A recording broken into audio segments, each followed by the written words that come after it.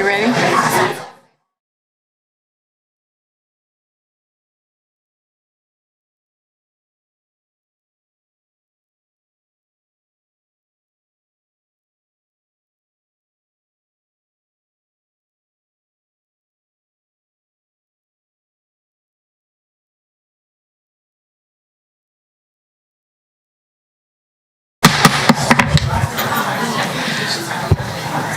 Good evening and welcome to the October 2025 board meeting.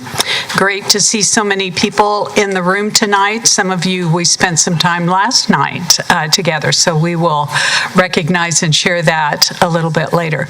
Ms. Beam, would you please call roll? Mr. Babbitt? Here. Mr. Boyd? Here. Mrs. Johan? Here. Mr. Kuhn? Here. Mrs. Reagan? Here. Mrs. Steele? Here. Dr. Yurkovich? Here. And this evening, we have some scouts who are going to lead us in the Pledge of Allegiance. It's a combination of Tomahawk student, currently a fourth grader, some Tomahawk Elementary alumni who are currently Olathe South students, but their troop is located in Spring Hill. So we're just checking all the boxes tonight.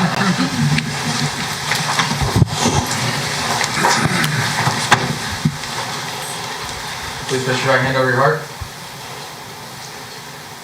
I pledge allegiance To the flag of the United States of America and to the republic for which it stands, one nation, under God, indivisible, with liberty and justice for all. You may be seated. Thank you, gentlemen.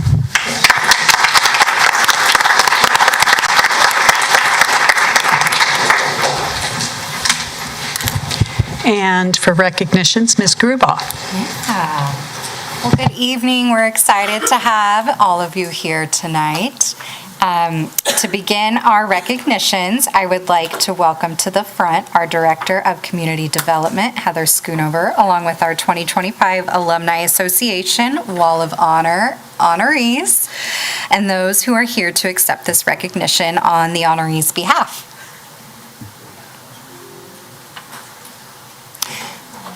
Does she need to call roll? Does she need to call roll? Okay. So each year, our outstanding alumni are selected by the Olathe Public Schools Alumni Association for a Wall of Honor recognition. The purpose of this prestigious award is to recognize Olathe School District alumni and distinguished persons of honor for their lifetime achievements. The Olathe Public Schools Alumni Association recognized the following honorees last night at a special awards banquet. Edward Eddie Hayes, a 1959 graduate of Olathe High School, a fourth-generation law enforcement officer, and a retired captain after 29 years of service. Eddie, wave your hand. Yep, there he is.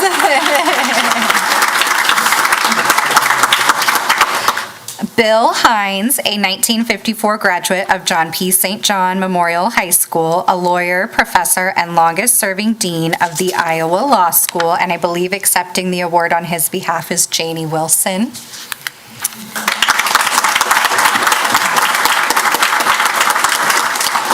Ada Mahaffey, a 1931 graduate of John P. St. John Memorial High School and longtime public servant as a senior aide to Senator Bob Dole. You may recognize her last name as she was instrumental in placing the Mahaffey House on the National Register of Historic Places. Before passing at the age of 101, Ada was remembered as a passionate and determined woman whose political career, community advocacy, and commitment to local history left an indelible mark on Olathe, and accepting on her behalf is Ruth Ann Lewis and Brian Mahaffey.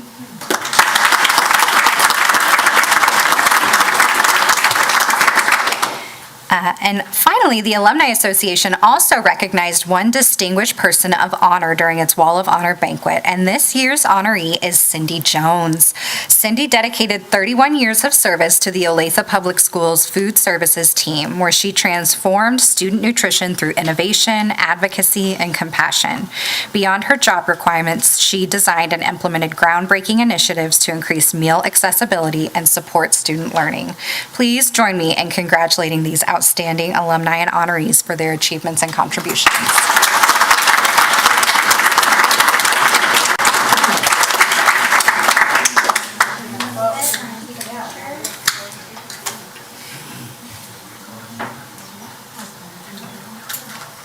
Ready, right here, 1, 2, 3. Wonderful. Thank you, guys.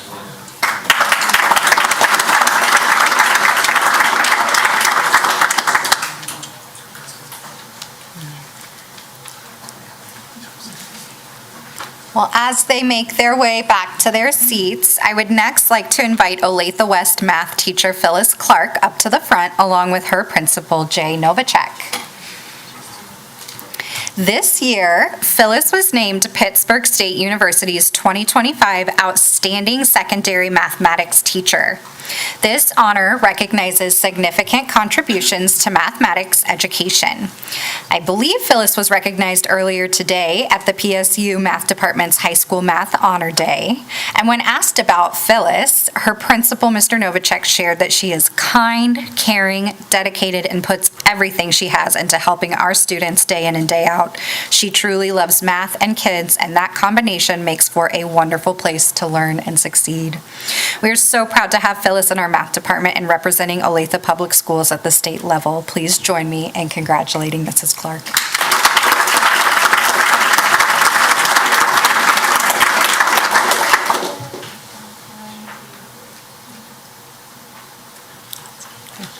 Thank you. Now, I would like to invite Megan Wendelton, California Trail art teacher, to the front. Megan was selected by the Kansas Art Education Association to receive the 2025-26 Ad Astra Award. This award recognizes exemplary Kansas Art Education Association members who have exceeded expectations to contribute significantly to the welfare of the organization.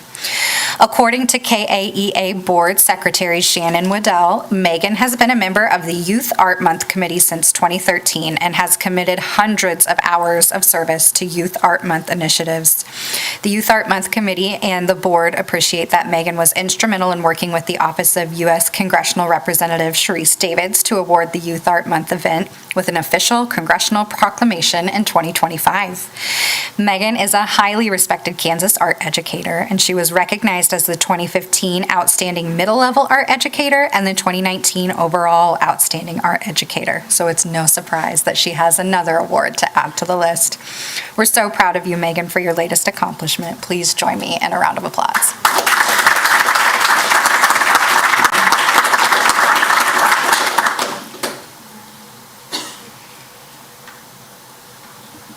Thank you. And finally, we would like to invite our very own Rachel Marlowe, Central Elementary School music teacher and the 2026 Kansas Teacher of the Year, to the front, along with her principal, Brandy Leggett.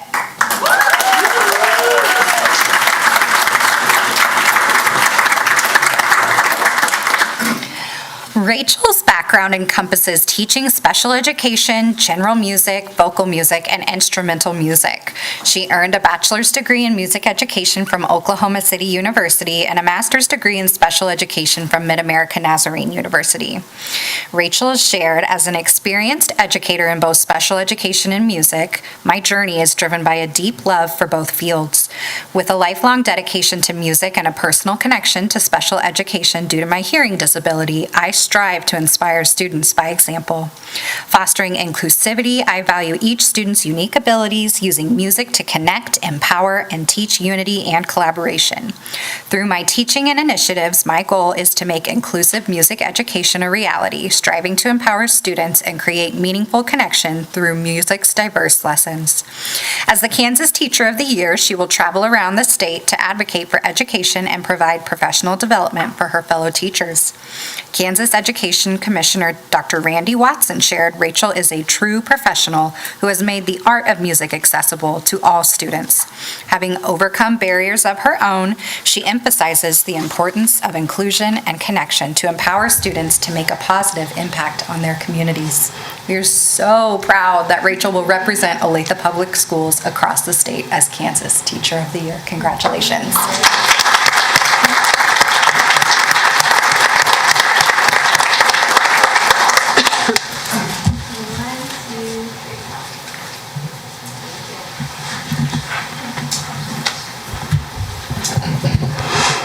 Congratulations again to all those we recognize tonight. And I would just point out that with Rachel's recognition for Kansas Teacher of the Year, 2 of the last 3 years have been teachers from Olathe. And the year in between that individual, that Teacher of the Year has chosen to come and teach in Olathe. So I think 3 for 3 is pretty good. Board, I skipped the adoption of the agenda. So I would welcome a motion to that effect. I move to approve agenda item 2.01 as presented. Second. Motion by Brad Boyd, second by Becky Johann. Mrs. Reagan, Yes. Mrs. Steele, Yes. Dr. Yurkovich, Yes. Mr. Babbitt, Yes. Mr. Boyd, Yes. Mrs. Johann, Yes. Mr. Kuhn, Yes. Motion passes 7-0. We'll move to 4.01, our school spotlight presentation tonight, Tomahawk Elementary School, and thank you for the t-shirts. Okay, good evening. My name is Julia Backham. I am the proud principal at Tomahawk Elementary. So a couple of photos here. The first one is the new educators we have this year at Tomahawk. This was a larger class of new educators, but interesting, none of them are brand new. They are all educators who are coming from surrounding districts, and we've had a great start to the year. I have my family up there. My own kiddos are in Olathe. My daughter is at Frontier Trail, and our son is at Olathe South. And then you'll see my counselor and I, we are in our smiley face shirts. We have a theme every year. This theme is Be the Reason Someone Smiles Today, so lots of smiles this year. You'll also notice our logo and our mantra up at the top. You belong, you matter, and you are loved is kind of what we live by, and that is what we tell our students every day. So a little bit about Tomahawk. We are down Brome. You can see lots of elementary schools as you travel down Brome, but we are tucked in there between 139th and Brome. We have early education, so pre-K through 5th grade, and we have about 347 students right now. A little bit about our student demographics. We have about 48% who qualify for free and reduced. We have 21% of our students who are Hispanic, 8% African American, 61% white, 8% 2 or more races, and then we have 2% in that other category. So we have a great diverse population. So at Tomahawk, we feed into 2 different middle schools. We feed into Frontier Trail and Indian Trail. And then we split again. Our kiddos who go to Frontier Trail go to either south or east, and our students who go to Indian Trail go to Olathe North. So you will find little Tomahawk kiddos all throughout the district. Some of our special programs. We are an ELL site, and we have an amazing ELL teacher and 2 ELL paras. We have a reading specialist, so that's our title reading teacher. We have her 0.8 of the time because we are not a title school, we are at risk, but we still are fortunate to have that reading support. We have Jumpstart Early Education, and then we have Early Childhood Special Education, as well as Autism Level 2. One of the things I'm proud of is our PBIS implementation. We are on year 6, so we have been doing this for some time. Our motto, like I said, is you matter, you belong, and you are loved. So similar to that, our PBIS expectations are showing that we matter, showing we are safe, and showing we are prepared. So we have our students log their tickets into a digital bank. So we do keep track of how many positive reinforcements they have. And every year that annual average has been over 100,000 positive reinforcements. So I'm really proud of that. You'll see an example of one of our expectation posters. That one's for the playground. And of course, our graphics department makes it match our theme. So smiley faces for this year. Of course, when students are redeeming their PBIS, we have, the little pens and markers and fun things, but we really focus as a building on adult connections and experiences. So playing Uno with the counselor, making a bracelet with our reading teacher. This picture is some kiddos who redeemed to do my hair. So I've got a Christmas tree headband on, and it's definitely not Christmas, but they love doing that. And then one of the students is reading to our therapy dog. So another time where it's just time with an adult, and our students really tend to save up and redeem for those. We have also done check-in, check-out, which is a Tier 2 intervention with PBIS, just without one-on-one time with students checking in before and at the end of the day, and we have had that successfully implemented for all 6 years. Some of the student opportunities, running club, the Olathe United Soccer we have been a part of the last couple of years. That picture's in the middle. Flag football is huge, and I mentor one of our old kiddos who's in high school now, and flag football is going to be like official or something next year in high school, and she said, I knew in 3rd grade when I played flag football I wanted to keep doing this. So I made sure that our PE teacher knew that because the kids love it. Math Wings, Art Club, Student Council, and then PALS is one of my favorite programs. That is the peer program that we run with our autism program. So it's our gen ed students who are in specials, in class, just being that peer where the students in autism might not be able to come into the general education class. We go the other way and push in and support them, and it just makes for a very inclusive environment. Some community involvement. Watchdogs is common at a lot of the schools. We typically have about 3 a week, so we typically have a watchdog. Color Walk is our big fundraiser, but it's put on completely by our PTO. We don't use an outside agency, so they are working all year long, and then we redeem fun activities all year, like a foam party. Baby books is one of my favorite traditions. When a kiddo comes and says, hey, I have a new baby at home, the staff all sign a book and send it home. This one's in Spanish because it's a Spanish-speaking family, but we just like to welcome literacy early on. Lots of volunteers, of course, in the building. PTO activities, we have wonderful active PTO. We do pastries with parents a couple times a year, and then we like to celebrate our students with Student of the Month. So my counselor and I put the signs in their yard, so that's fun for them to come home to. A little bit about academic achievement. There's obviously lots and lots of data and different things to look at. So what I did is I looked at the group of students who we consistently had through their testing years. So 3rd grade, 4th grade, and 5th grade. So if you look at those, that first column in ELA, what I really want to highlight is the red and orange are at risk, blue and purple are college and career ready. So just as we would expect through 3rd grade, 4th grade, and 5th grade, the college and career ready is continuing to expand, and we are lessening those students who need intervention. For math, same thing overall, where we are having more students who are college and career ready. This one was kind of interesting where 4th grade and 5th grade, we did have a little bit of a bump in that level 2, but you'll see our students who are in a level 3 significantly bumped up to level 4, so all those students who are on grade level, we're still enriching them, and I thought it was good data just look at the same kids over a couple of years.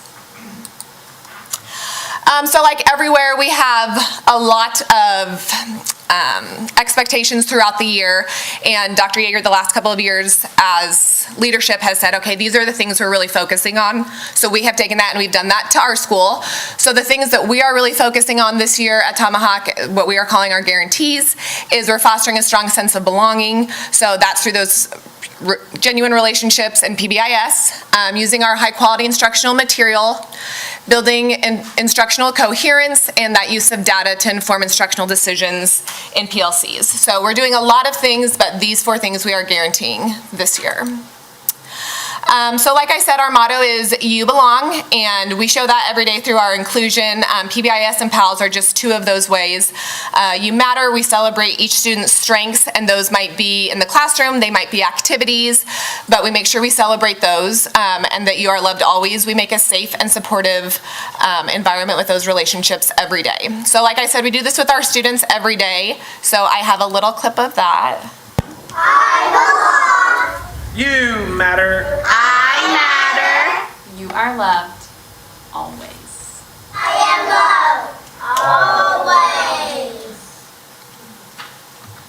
And that is it. Thank you. Board? Are there any questions or comments, Board?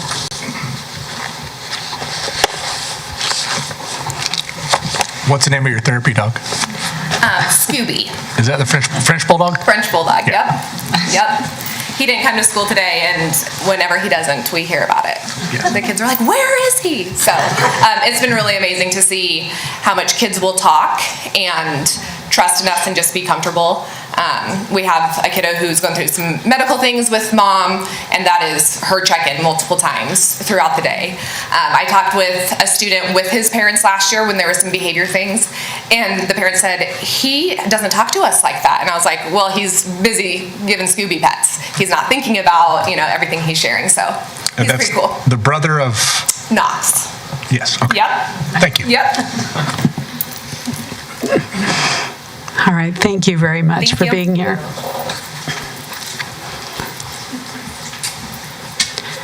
Our second presentation is Mr. Johnson.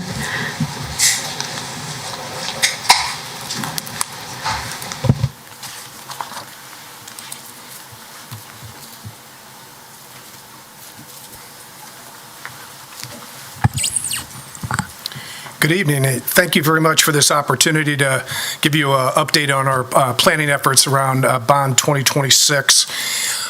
I thought this evening, you've heard me speak about the buckets of money on several occasions over several years, but I thought it's a really good starting point for this conversation as we discuss our upcoming bond issue. As you will recall, I'm going to oversimplify it, but we really have three main buckets of money that we operate out of in our school district. We have an operating bucket of money, we have a capital outlay bucket of money, and we have a bond and interest bucket of money.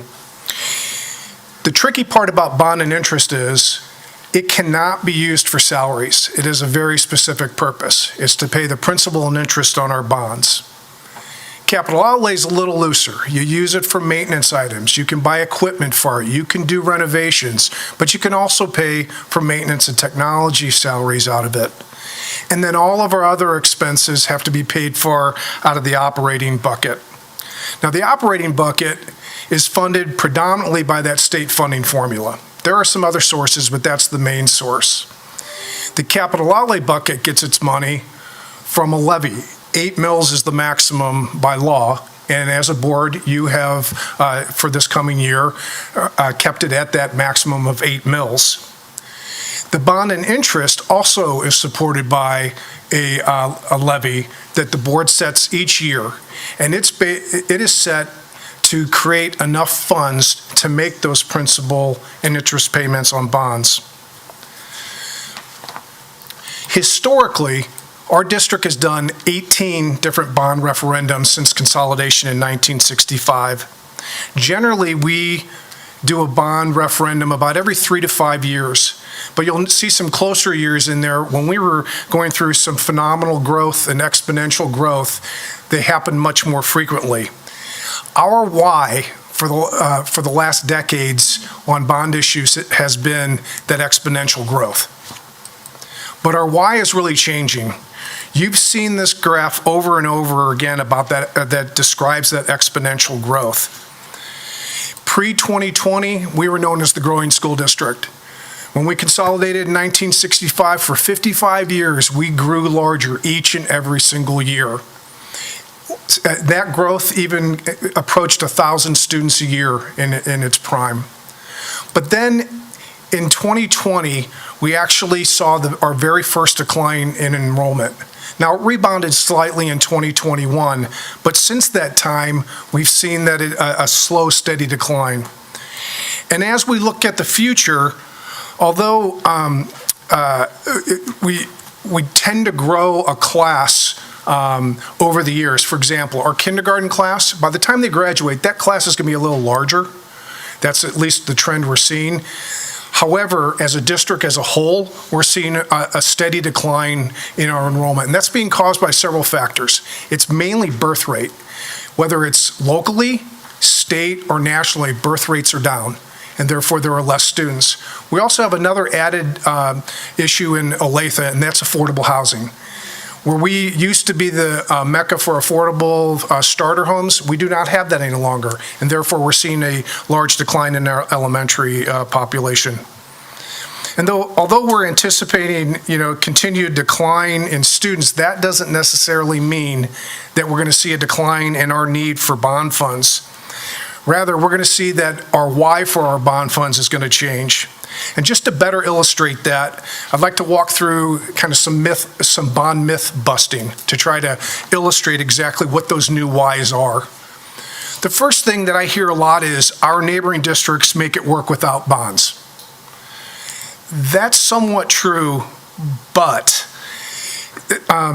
while our neighbors do issue bonds, they're less dependent on those bonds because they can generate, you've heard me say this before, more capital outlay than we can in Olathe. And let me just walk you through an example. In 2024, we had an assessed valuation of $3.2 billion. One of our neighboring districts of similar size, who will remain nameless, has an assessed valuation of $5.6 billion. We generated $39 million in capital outlay.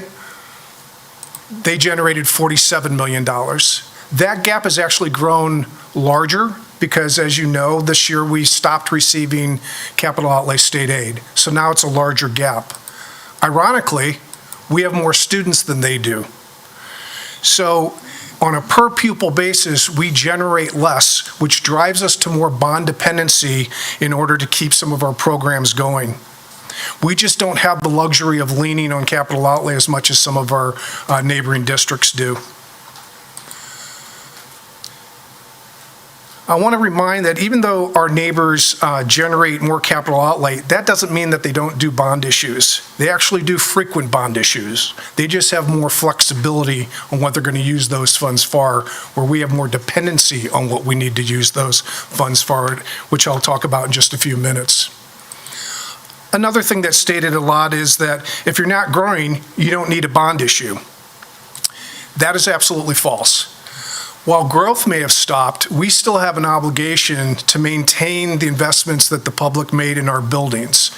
And we have to seek any efficiency we can. We even have to consider consolidation of sites in order to gain those efficiencies. And that lack of capital outlay funding causes shortfalls in our ability to maintain the buildings, and it also creates a shortfall in how we can provide technology for our students. I mentioned last month that we don't have a dedicated funding source in Kansas for technology, even though over the decades it has really grown and integrated into our systems.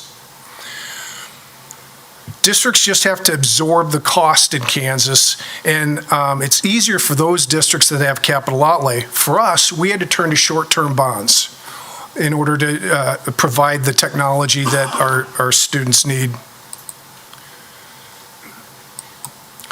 If you can't afford technology, then why don't you just shouldn't use it. That's absolutely false. Our employers in the area and across the country, they expect our students to be proficient in technology. I'd say the use of technology is really fairly misunderstood across the masses. A lot of times they think about cell phones and social media and education, and it gets a bad connotation. The kind of technology I'm talking about here, though, is really the specific laptops, the softwares that are delivered in a safe environment and help with a student's education. These technologies are integrated in daily lives of our our students right now, just as they are in every worker in America in their day-to-day life. You really can't pull that out of their daily life. Those new education demands, particularly that integration, has occurred without that additional funding. And, you know, the days of when I grew up and you had just textbooks and you didn't have any other device, I seem to remember the very first like brick-sized calculator that maybe we were allowed to use in a test. They're gone. Everything utilized by our students comes through their device. Yes, there are still textbooks, and yes, there are still paper things, but by and large, more and more things are driven through that delivery mechanism of technology. And it's incumbent on us to find a way to provide the funding in order to give our students in Olathe the same opportunities as our neighbors. And as I said, we do that through bonds. We need to allocate more to teachers, not buildings. That is absolutely true. My entire career, I've battled the misunderstanding that we're choosing to buy things versus invest in people.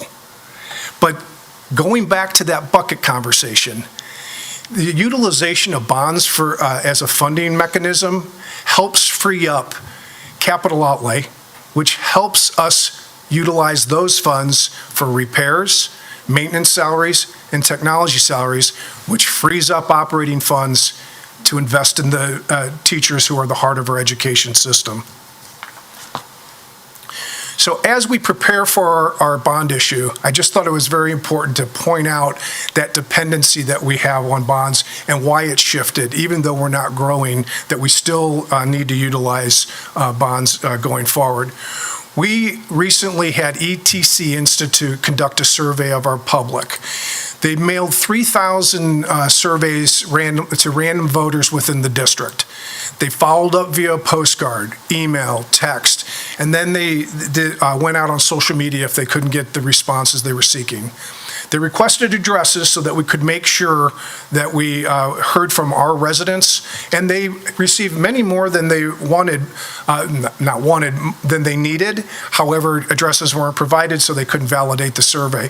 So the target was 400, but they received 411 validated responses. And the survey has a margin of error of about 4.8% and a very good accuracy rating. The survey was developed around several questions regarding support of various types of projects, all under the guise that we would not increase our current bond and interest tax rate. It's what's called a no tax rate increase referendum. So if we just left the tax alone and we were looking at these types of projects, what seems to resonate with you? Well, we heard that, and these are in no particular order, we heard the maintaining of our 6.2 million square feet of facilities is a good, our patrons want that reinvestment. They value that. They want us to take care of the buildings that we've built. We also heard that middle school locker rooms, which are in need of upgrades that emphasize privacy, that resonated very well in the survey. Additional playground equipment also resonated. While Bond 2022 provided ADA accessible playgrounds with some equipment, there's a need for additional equipment. In recent years, we've made some significant investments in Olathe North, and you'd be surprised to know Olathe South is now 45 years old, and we always think that Olathe North is so much older. All of our high schools, they'd be a daunting task to replace high schools. So all of our high schools need a reinvestment in order to extend the lives of their facilities. In addition, the athletic and activity spaces at the high schools, they need expansion to accommodate new programs and support the growth of female athletics. That's something we saw in the survey and we've been experiencing. And a similar expansion has to occur with some of our outdoor spaces that are utilized both athletically and activities like performing arts, marching band. Again, this is something that really resonated with the respondents in the survey. In addition, safety, security, and technology replacements and enhancements, both were supported. And the concept of constructing new schools for aging elementaries. If it becomes cost prohibitive to bring elementary up to the new standards and it needs a replacement, that was also supported. When we asked one single question, isolated more on the consolidation of low enrollment elementaries that are in need of repairs, if we consolidated 2 into 1, how do you feel about that? That had one of the highest ratings at over 71%. I find this important because the reality is, as we decline in enrollment, we have to remain fiscally responsible, and that means we're going to have to consider consolidating schools. It's inevitable. In some cases, that consolidation is going to require building a new elementary because the 2 that are being consolidated, neither one of them can have enough improvements to it to make it work for the new student population. We have to resize our district to meet the current enrollment reality. We can't afford to operate and maintain the number of schools we currently have, and that reality doesn't appear to be changing at all. So bond funds and this type of support would be very helpful in that endeavor. We also just picked 3 different levels of bond issue: $200 million, $400 million, $600 million. That doesn't mean we're doing any of those 3 numbers. We were just trying to gauge acceptance, whether or not we should go longer term, shorter term, and the volume. The interesting thing was, it was only a 5% difference between the $200 million and the $600 million. That doesn't mean we're going to come next month and immediately recommend $600 million, because it's a narrow margin, but the support is there with the right projects, is what we're finding from the survey. So at those levels, what would that mean to our tax rates? I've talked in the past about our plan of finance, what we call the debt curve. The red is our past mill rates that service our debt, or our bonds. And the status quo is, if we don't issue another bond ever, when will that curve come down? And as you know from the past, every time we do a bond referendum, we're very transparent and clear. Yes, it can go down, but probably not. It is probably going to shift to the right because the needs do not go away. And as I just said, we're becoming even more bond dependent. If we didn't do another bond issue, all of our bonds would be paid off in 2042. At $200 million, that light blue, the curve slides over. It would stay where it's currently at the 14 mills for about another 5 years before it starts to drop off again.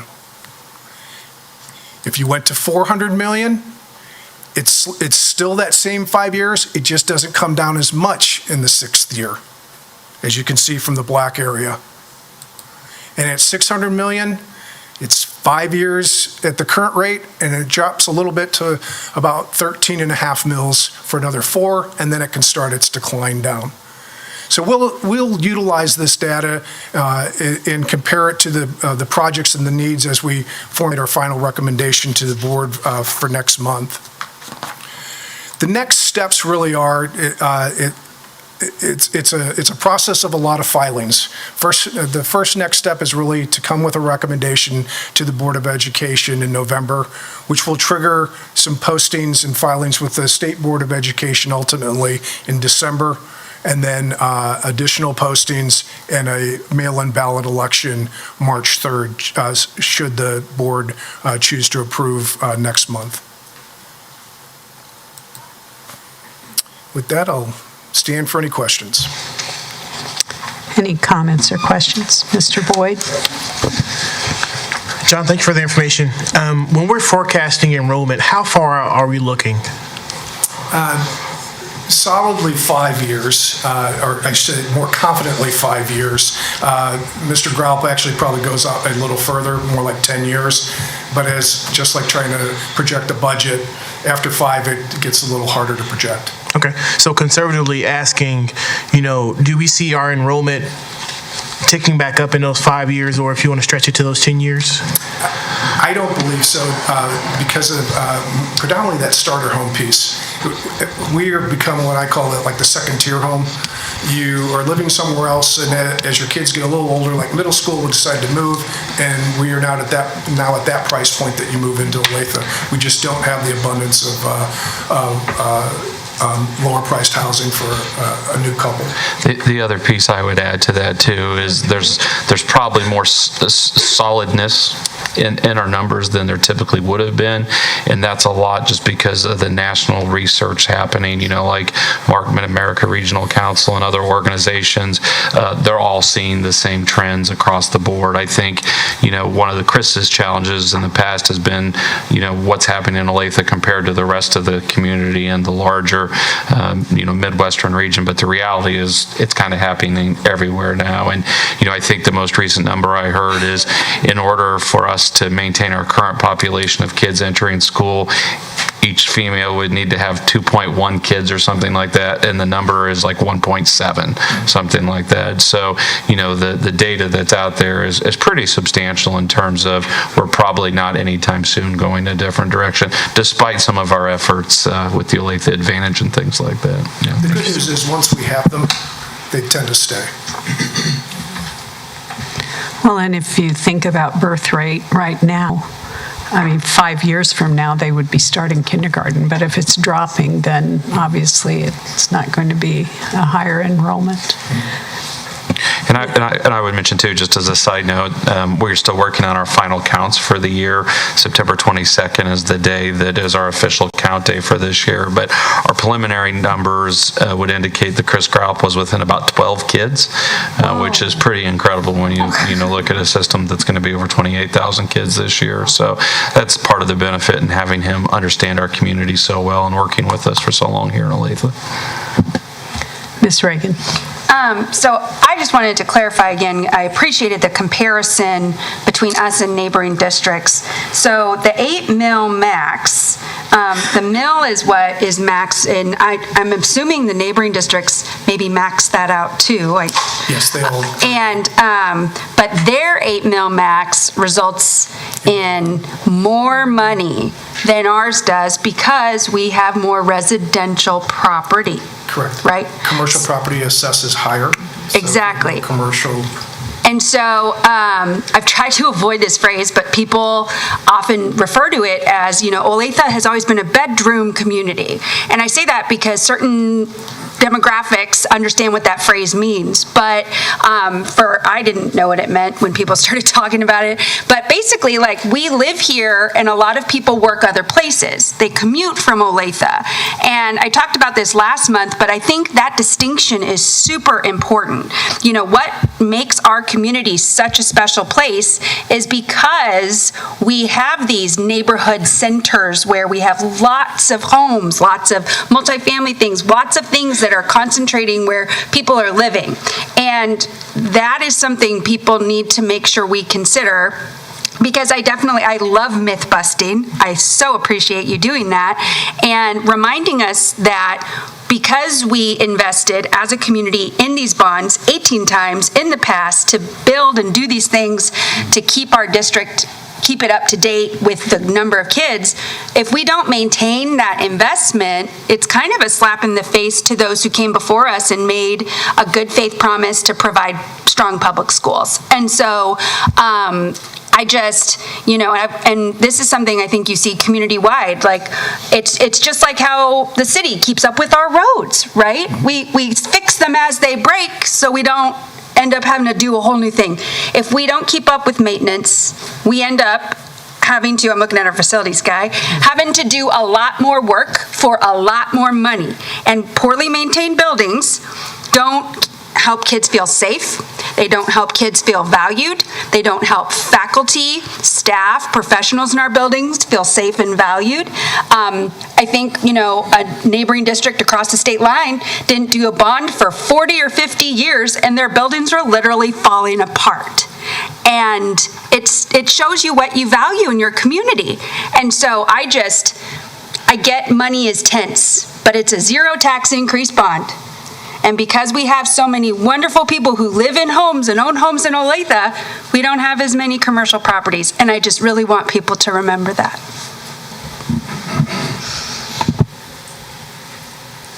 I just want to make an observation I find interesting. On the page with the likelihood of voting in favor, although there's not, as you pointed out, not a great difference between likelihood with 200 million and 600 million, if you look at the portion that is very likely, that number is higher at the 600 million than the two lower amounts. I thought that piece was a little interesting.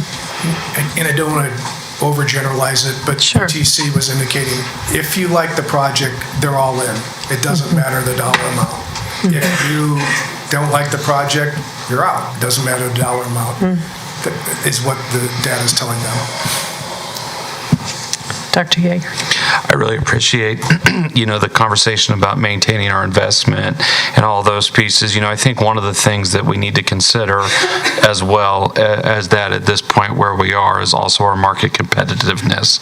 And that sounds kind of like a funny thing to say when you're talking about public schools, but the reality is that people in our larger community have choices which school district they live in and raise their kids in. And I think it's really important that we keep our eye on that as well, because not only do we want to attract families and students to Olathe, but we also want the kids that go through our system and graduate from our system to have every advantage that all the kids in our neighboring school districts have as well. And, as we think about the investment that's been made over time, certainly a lot of that has to do with the growth that has happened in our community.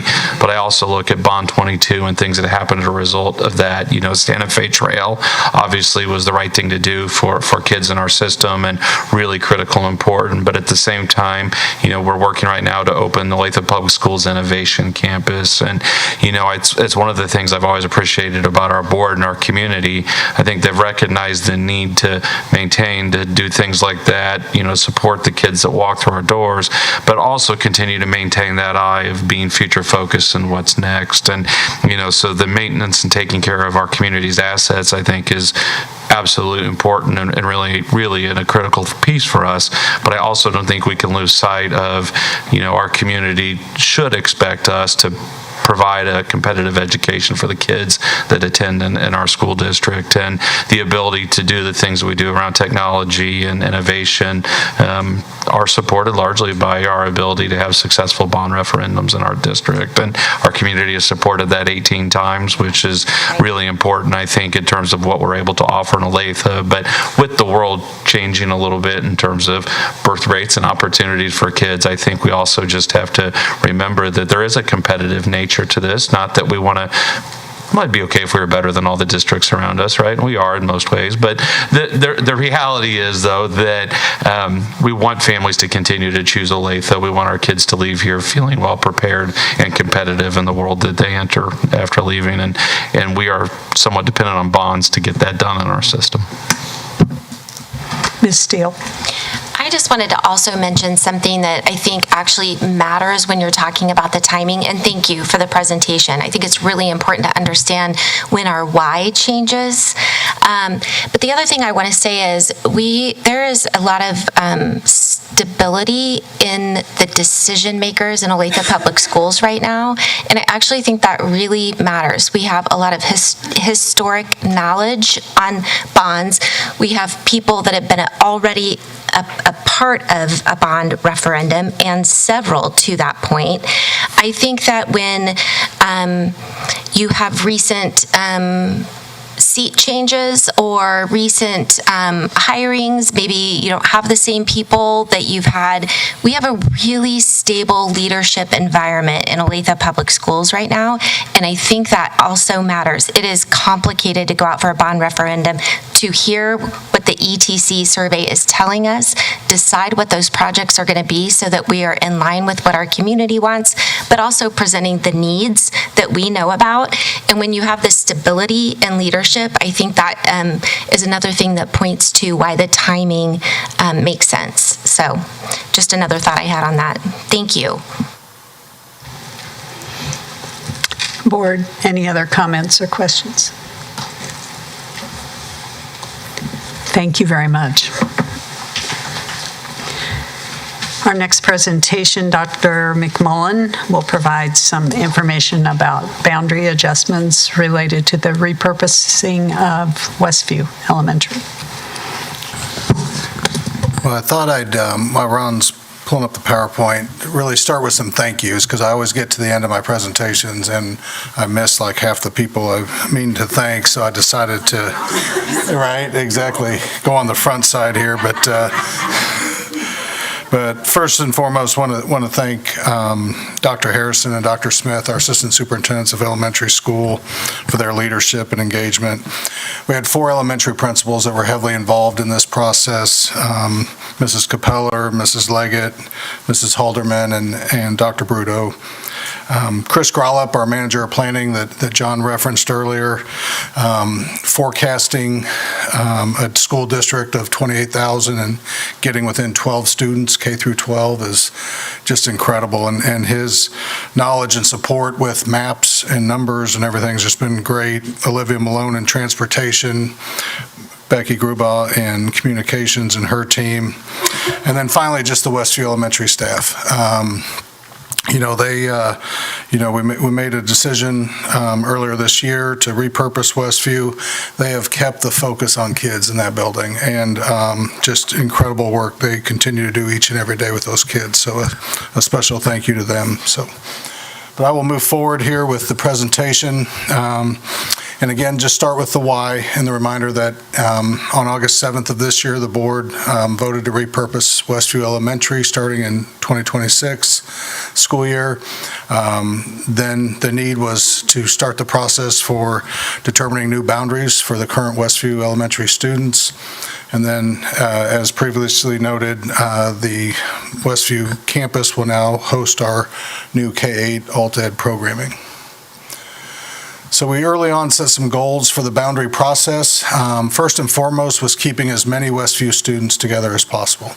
There's about 120 students in the attendance area that live within the boundaries, and trying to keep as many of them together as possible was our number one priority. We also, anytime you adjust boundaries, you want to make sure you're not creating any immediate future problems and or not taking the opportunity to solve some future problems within that area. We certainly didn't want to place any school over 85% of its functional capacity. Again, we don't want to overcrowd a school with the adjustments. Certainly our goal was to have the board take action in November, which we're on pace for that, just for all the transitions that take place, both for students and for our staff at Westview. And then finally, provide ongoing communication support for our Westview staff who've gone through this change. So our boundary change process, we had parent and community boundary meetings at all of the affected elementary schools, and I'll explain more later why we honed in on those 4 schools. But you'll see we had parent meetings at Westview, Rolling Ridge, Central, and Ridgeview, and also frankly gave the same presentation to each staff separately and worked with them through this as well. So frequently asked questions that came up throughout, both from staff and especially from parents. One were about transportation. How does that work with a new boundary? At the elementary school level, we do have a transportation variance in our district that I'll talk more about here in a little bit, but Westview's attendance area right now, as it sits, is an entire safety variance due to some factors. If we were to touch students at Central and Ridgeview, which were options D and E, making sure those students would then be eligible for bus service. With busing, currently we still have the lowest registration rate in Johnson County, $315 per student. It's $265 actually for early bird. There's discounts for multiple family, student or families that have multiple students who are bus riders. Families that qualify for free and reduced lunch qualify for free bus service as well. So currently, all that's being analyzed. And then finally, if the recommendation were options D or E that would move some Central students to Ridgeview, those current 4th graders would certainly have the option to stay at Central for their 5th grade year. So the data, just a little historical data quickly on Westview. You'll see since the district consolidated in 1965. It was a very big school. You can see those gaps and those drops really start when all the growth in Olathe just started booming in the mid-'70s to early '80s. Westview held steady in the 200s for about 15 years, and then they've had a pretty steady decline the last 4 years. More recent data for Westview, and this is the relevant data here. You'll see the previous 5 years of Westview's enrollment on the left side of the screen. They currently sit today at 145. I will note 30 of those students are there on transfer, so they're really looking at about 115 students that reside in their attendance area. Their numbers moving forward, had the board not taken action and moved to repurpose Westview, you will see that it would have become a very, very small elementary school. So the boundary process, obviously our first look is all the buildings within proximity of Westview.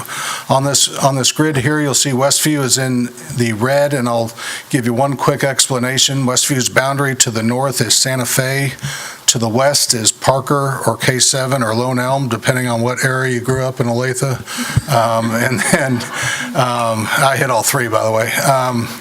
And then to the east and to the south, we have railroad tracks that form a natural boundary.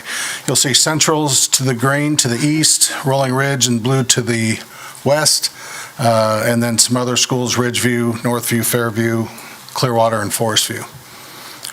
So of those buildings that are in that area, we certainly looked at their enrollment the last 10 years.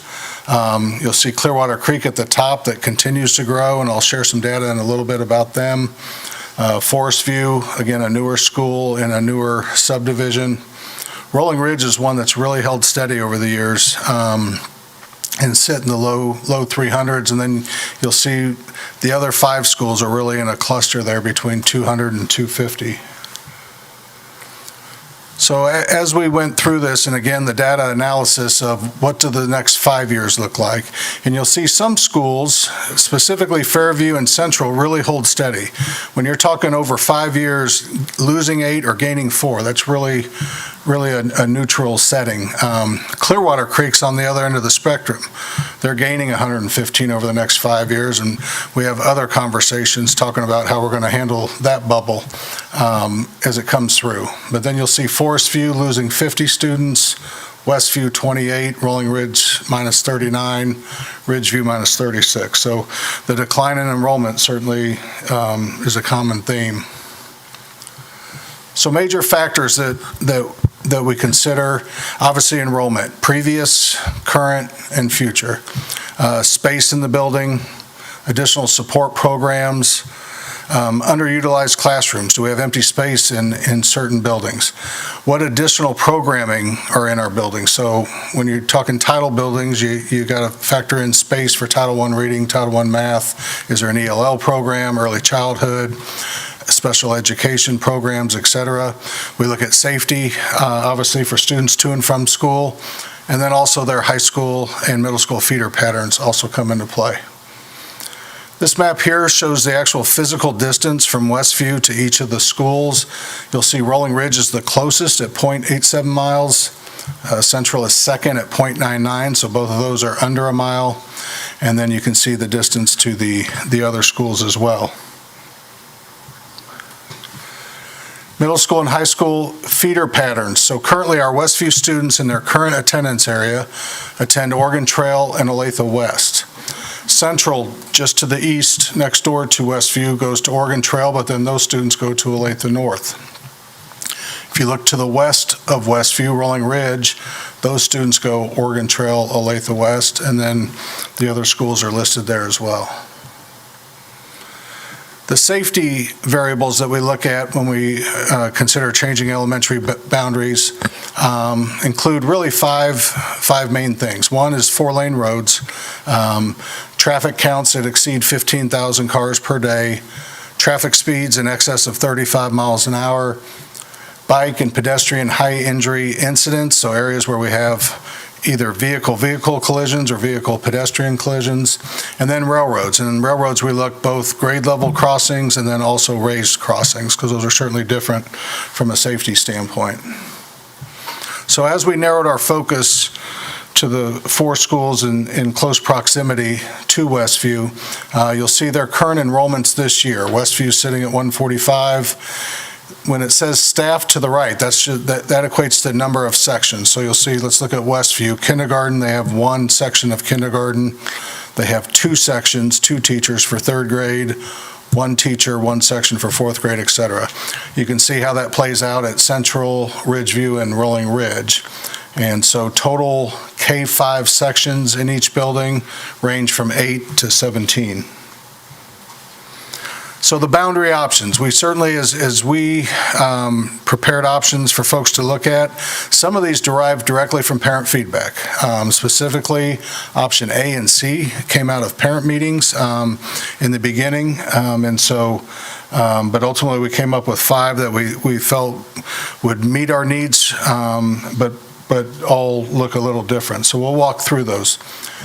Option A, and these are A through E. We've done it many different ways over the years, 1 through 5, A through E. Everyone always thinks A or 1 is your favorite, but the reality is you got to name them something, so we're going with A.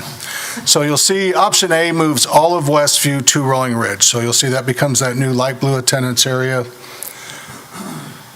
The second slide, under concept A, all those little dots are students. So those are all of our little kindergartners through 5th grade and where they reside. If you see dots outside of this proposed attendance area, so any dots in the green or the purple area, those are students that are either on transfer currently to Westview or Rolling Ridge, which is why they populate on this map. So the data, what's that look like if we merge Westview and Rolling Ridge? You'll see it puts Rolling Ridge at about 87% capacity. Full disclosure, 85 is really our target in terms of being at our max, but I'll share some data in a second that shows you what that looks like over 5 years. Rolling Ridge currently has 20 programs, 20 classrooms designated for K-5 instruction. They have another 6 being used by additional programming, both an autism program and early childhood programming. Their feeder pattern is Oregon Trail and Olathe West, which mirrors Westview's current feeder pattern. So what's this data look like in option A over the next 5 years? You'll see starting in 26, they're at 479, and then over the next 5 years, they drop below 450. That number next year in 26, 479, also includes exactly 79 students who are either currently on transfer to either Westview or Rolling Ridge. So we do anticipate that number dropping a tad as well. Concept B takes all of Westview and moves it to Central. So you see that becomes one big green map there. Second slide is all the little dots. And then the data slide. You'll see capacity-wise, we do okay, 82%. We get really tight on classrooms. There's 18 K-5 classrooms. We would need 18. It would really certainly put a little bit of a strain on some of the specials and space for those, and might have to use some non-traditional spaces. Feeder pattern, the students would all still go to the same middle school at Oregon Trail, but then the students who reside in the current central attendance area would go to North, Westview students would go to West. You will not see or hear any proposed adjustments to middle school or high school feeder patterns tonight. We're truly looking at the elementary boundaries.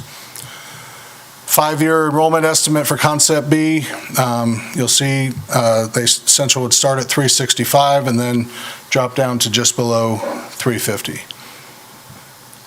Concept C would be one of our most unique looking attendance areas, but it takes all of Westview and moves them to Ridgeview. So bypassing Central and just literally picking up that attendance area and dropping it at Ridgeview. We added in one additional slide here to show you just what the more prominent routes would look like to get from the Westview area to the Ridgeview area. The dot map shows that big split there between both sides of Central's attendance area. And then the challenge with this option is that it puts Ridgeview at 90%, and they're immediately short of classrooms. They have 14 K-5 classrooms, 16 rooms would be needed. So this option, from a data standpoint, really is a challenge. Concept C, again, looking at 387 to start. The numbers do go down and land in the 330s. Concept D, which is number 4 of 5, looks at moving Westview to Central, and then the eastern half of Central would move over to Ridgeview. So that purple shaded area in between the green and the railroad tracks, those are currently Central students. They would move to Ridgeview. Again, the dot map is there. And then from a number standpoint, capacity, we do okay, 78%. At Ridgeview, 67 at Central. You end up at 13 and 14 sections. You do have kids going to 2 different middle schools and 3 different 2 different high schools as well. And then the 5-year data, again, you'll see what Central and Ridgeview do over the 5 years. They both start Ridgeview above 300, Central below. They both land in that 275, 285 range after 5 years. So the 5-year data is good there. And then Concept E. And Concept E is a second option of moving Central students to Ridgeview, all of Westview to Central. Again, this option takes the southern part of Central's attendance area, uses the railroad tracks as a natural boundary, and moves those kiddos over. You'll see the diagram there. And then the numbers there come out pretty even, 75% capacity for Ridgeview, 69% for Central. Staff allocation, 15 and 13. And then long-term numbers, after 5 years, projects both buildings being just under 300. So we certainly had some good options here. We did survey all of our parents and our staff at all 4 buildings involved. The data here, you'll see we had a really good response considering the size of these buildings, 242 responses. 64% of those were from parents, 36 from staff. You'll see the pie chart on the right shows the 4 different schools and the makeup there. For the first time in our boundary process, we actually asked parents to give us feedback on specific boundary options with maps included in the survey and asked, what are your top 2 and why? And so you'll see here that A and D, so A, as a reminder, is all of Westview moving to Rolling Ridge, that very first option. And then D is the option of Westview to Central and the eastern half of Central to Ridgeview. Those were the top 2 parent respondents. Themes from the feedback. So we looked at that, and really families expressed strong preferences based on their familiarity, where they lived, how it impacted their home and their children. Concerns about transportation, what does that look like if my child moves schools, worried about overcrowding schools and capacity, resources. How does title programming change? Do we get more staff? Types of questions like that. And then just a desire for ongoing transparency and communication. So our recommendation to the board to consider for action next month is option A, which, again, option A is moving all of Westview to Ridgeview. I'm sorry. Yeah, I got the Firefox there, caught my attention. So option A is moving all of Westview to Rolling Ridge. And here's our rationale for this. Again, keeps all the Westview students together. And I will say I was remiss earlier in not explaining, we did have some options where it split Westview in different directions. The problem was Westview is so small and such a tight attendance area, we really would have been segregating some of our, frankly, most at-risk students and moving them to one building and all the rest of the students to another, and really would have just put 2 to 3 kids per section in their new schools. And so, again, making that number 1 priority to keep those kiddos together was a big factor here. Rolling Ridge is closest in proximity. It does not change boundaries for the other schools, so Central and Ridgeview stay as is. Again, while Rolling Ridge will sit at 87% next year. The school's projected to decrease by 40 students. Again, we think it'll actually be more than that because I think some of the transfers may return to their home schools. Westview students would stay in their exact same Oregon Trail, Olathe West middle school, high school feeder pattern. It has the smallest impact on busing, which I'll talk about here in a second. Does provide future options for future school consolidation in the future. So as we look at some of our other smaller schools in the central core, as Mr. Hutchison talked about, as we look to right-size our school district in the future, this option allows that without having to go back to the same families and change boundaries 3 years from now, should a bond take place. And then Rolling Ridge has the largest footprint of any of the buildings included in this study. One thing that, based on feedback and then analysis of our transportation and the number of students, we will be implementing, should the board accept our recommendation next month, a 2-year transition period which will provide free bus transportation for all Westview students. So, as I noted earlier, all free and reduced students would qualify for free busing. Other parents would qualify for pay busing based on the safety variances, but we are looking at putting in a 2-year transition where all families would receive free transportation for that 2-year period. So, that being said, I'll stand for questions. Ms. Reagan. I just wanted to say that I think it is so cool that the, A through E things that you have shared with us, like some of those were born out of our involvement with the community, having real conversations. I think that there's often a perception, not necessarily in Olathe, but just kind of in the world, that a lot of these, community conversations people have where they say they're going to listen, it's kind of a bait and switch. And I think that seeing these plans laid out that were suggested by community members, and those ideas came up in a space where we really were there to listen, that is such a reflection of what we're trying to do here as a district. So I really appreciate that. And just seeing how things played out, I think there's a genuine, when these conversations started, I don't know if any of us could have said that this was the recommendation that was going to come up, but it's amazing to see the flexibility, agility, and open-mindedness and creative thinking, especially as our district is, moving into the next chapter of what it looks like to be good stewards of our financial resources in a district that is changing and in a world that is shifting. So I just wanted to say, Dr. McMullen, thank you for your depth of detail and also the care that you've given to helping this process be as transparent, compassionate, and community-oriented as possible. Thank you. Ms. Steele. Can you help us understand, and I know this isn't something that is new to our district, so I have no doubt we have plans of action.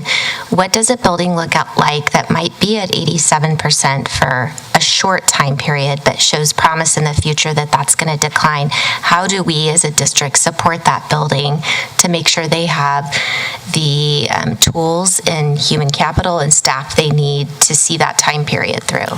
Yeah, that's a great question and something we've studied pretty thoroughly. And the first answer is just adequate staffing. We've determined there's adequate space to do that.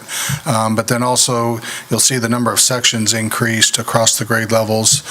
So we'll be adding teachers, adding sections, and then certainly being able to provide additional title and ELL support for students will be there as well. So really, and then the transportation and being able to do a 2-year transition time for free busing.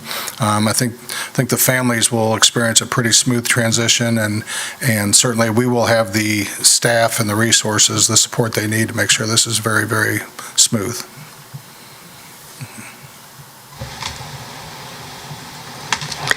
I just have a follow-up question on you made a reference to a 2-year busing transition for Westview families. How does that impact our current busing and need for buses? Yeah, great question. So, as we analyzed all these options, With option A, it actually is a neutral busing cost to us because we're essentially adding a bus, but we'll be able to reduce a couple assisted transportation vans for ELL programming. So, and then as we came up with the thought of what's a free busing for all for a couple years look like, we're able to do it with 2 buses in that area. And so it's really a cost neutral, but also a great offering to our families. I also would, ditto the comments about the depth of work and the additional information you provided in this presentation with distances to other elementary schools and where our students actually live. I think that's very helpful as we look at this for decision-making. I also appreciate the rationale, the breadth of the reasons that option A has been recommended, and personally, I think there's a real value to keeping those kids in the same feeder pattern for middle school and high school that they are currently in, because I think we all know those elementary kids identify early on what's happening next. And so to be able to continue with that too. So thank you. Mm-hmm. You bet. Mr. Babbitt. 2 quick questions. You mentioned earlier about transfers, the numbers would drop off going forward with that. Is that because we would allow new transfers or we would cancel the existing transfers? How would that work? That's a good question. So right now, we would look at, based on their 87% capacity for next year, and this would be the same in any school, we would close it to any new transfers from outside of that attendance area starting for 26, 27. Also, though, I think we will see potentially some current transfers drop off because transportation is only provided for students who live in that attendance area. And so when a parent fills out a parent-initiated transfer to go to any of our schools in our district, it's real clear that's a no transportation provided contract, and so parents are responsible for that. So our thought is there'll be a certain percent that then return to their home school just due to that.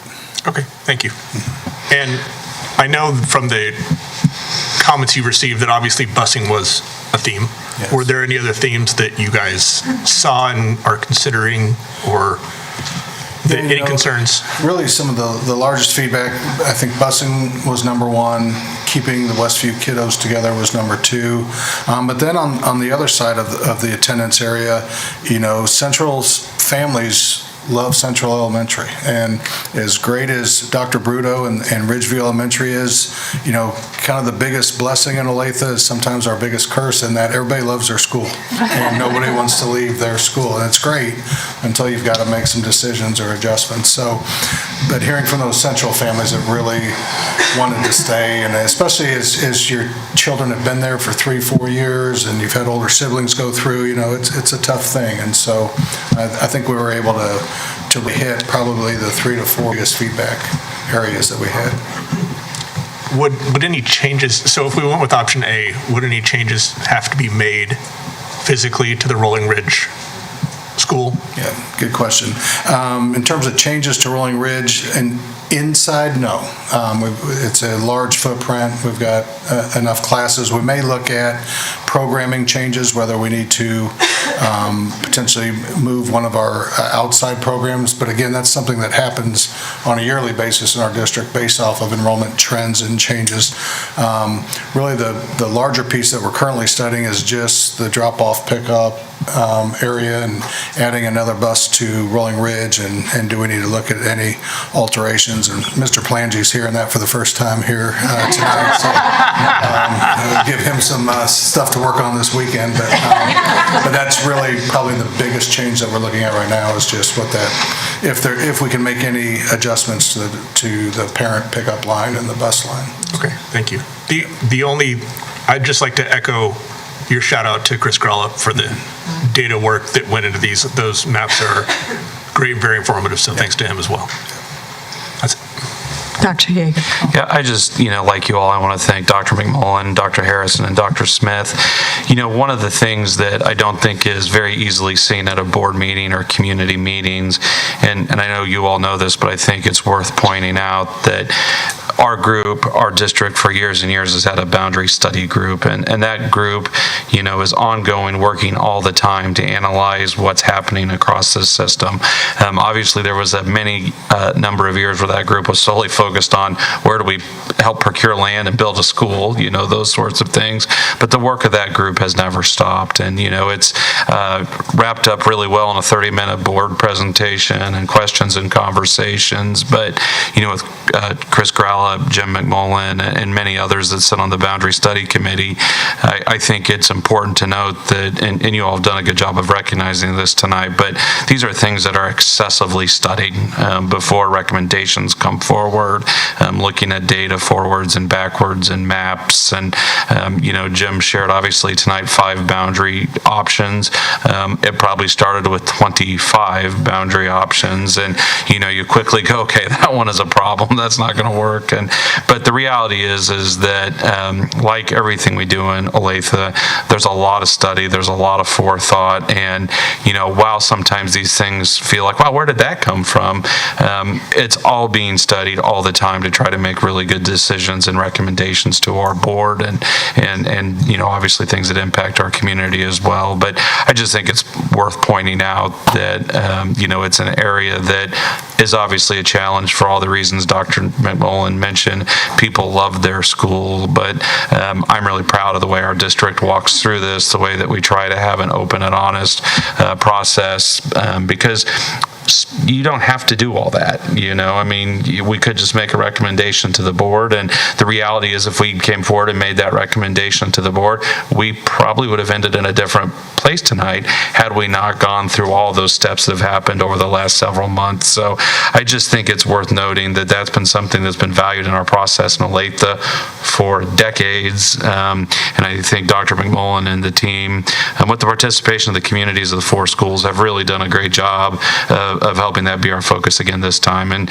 this is not easy. It's the first time we've been in this position as a school system, but I'm really proud of the way everyone has responded. I would just add that, public facing, it may appear that every month the board hears a presentation, which we do, but in between those presentations, there is a significant exchange of information.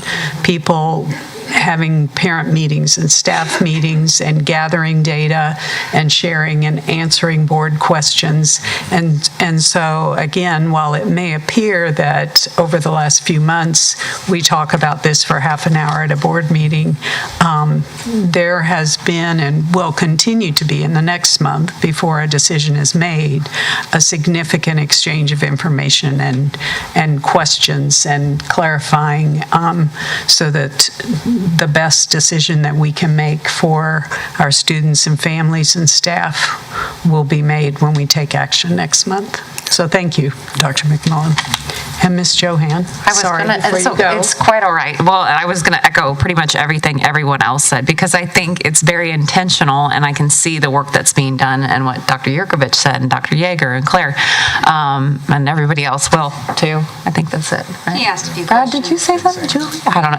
Rob. Anyway, but everybody said something about how much work has gone into this and how intentional you've been and the group has been, and how knowledgeable I feel about it based on the information that's been shared with us. And I really do appreciate that, because I feel like for something that's, a volunteer activity, as a board member, I know quite a bit about what's going on and how progress looks for us over the next 5-10 years, and what we're going to be doing and how we're going to be doing it. And it makes a lot of sense to me. And so thank you to you. Thank you to your crew that you mentioned before this presentation. Just really, really appreciate everybody for that. Thank you. Okay, now you can. Thank I you. can't take more than 38 minutes. I can't wait to see my text messages. Dr. Sieg is going to share some information about a proposed on-site health clinic. Yeah, Yeah, good evening. I'm excited to share an update with you regarding work that we've been doing to look at the opening of an on-site health clinic for our staff members.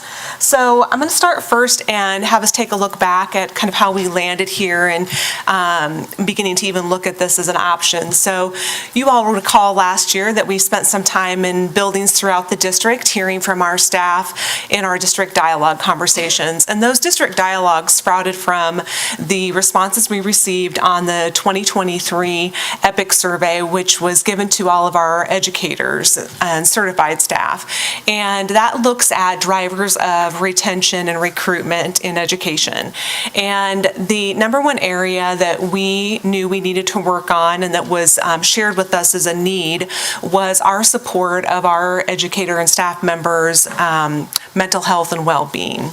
So that was really one of the number one pieces of feedback. And as we did the district dialogues, we continued to hear that that was an ongoing area of need for us. In addition to that, we have ongoing conversations as part of the Human Resources and Employee Services teams in our work with Lockton, which is our benefits broker, as well as with Blue Cross Blue Shield, our health insurance carrier, and looking at kind of the stats in terms of what is the overall kind of staff wellness that we see amongst the members of our health plan. And so I'm going to touch upon some insight on that as well. And then, of course, a third piece to this in terms of the consideration of looking at an on-site clinic is to help in managing some of our healthcare costs. So that is something that is ever increasing all the time, and we have been able to negotiate well and have really appreciated the support of Lockton in those negotiations. But it is something that continues to be a significant cost and a significant increase every year. So to dive back into that EPIC survey, as I just mentioned, as we then held those district dialogues, the resounding feedback we received from our staff was that we really needed to look at some ways that we could support them in terms of that mental health and overall wellness. And then throughout this time, we continue to have benefits committee meetings, which involves members of our O&EA leadership as well. And in those meetings, we are able to review claims data, and that is provided by Lockton, and they have provided us great advisement in terms of looking at our health insurance and how we can begin managing some of those costs even prior to looking at the clinic as an option. In addition, I mentioned the staff wellness piece, and so I'm going to share some stats with you, and as we go through these and we reference kind of the norm and where we're above or below the norm and things, I think it's important to know that that norm is based on the Lockton Book of Business that's specific to education. And so when we take a look at our members that are on our health plan, we have 17.4% of our members that have 3+ chronic conditions. The norm in the education world and in looking at the information provided by Lockton and InfoLock, that norm is actually 12.8, so we are quite a bit above that. In addition to that, we have 43.2% of our staff with musculoskeletal related conditions. I have had to practice musculoskeletal. I feel like I should say it 3 times. But those are things like back pain, neck pain, rheumatoid arthritis. And again, that is also something that's above the norm per member for per month costs. In addition to that, we have more prevalent mental health conditions, but sadly we have underutilization of behavioral health visits below the norm as well. We also have seen a drop of 3% year over year for preventative visits, especially in those individuals that are spouses on our plan and those in the age group between 20 and 39 years old. We've seen an increase in ER and urgent care visits, while telemedicine has also declined.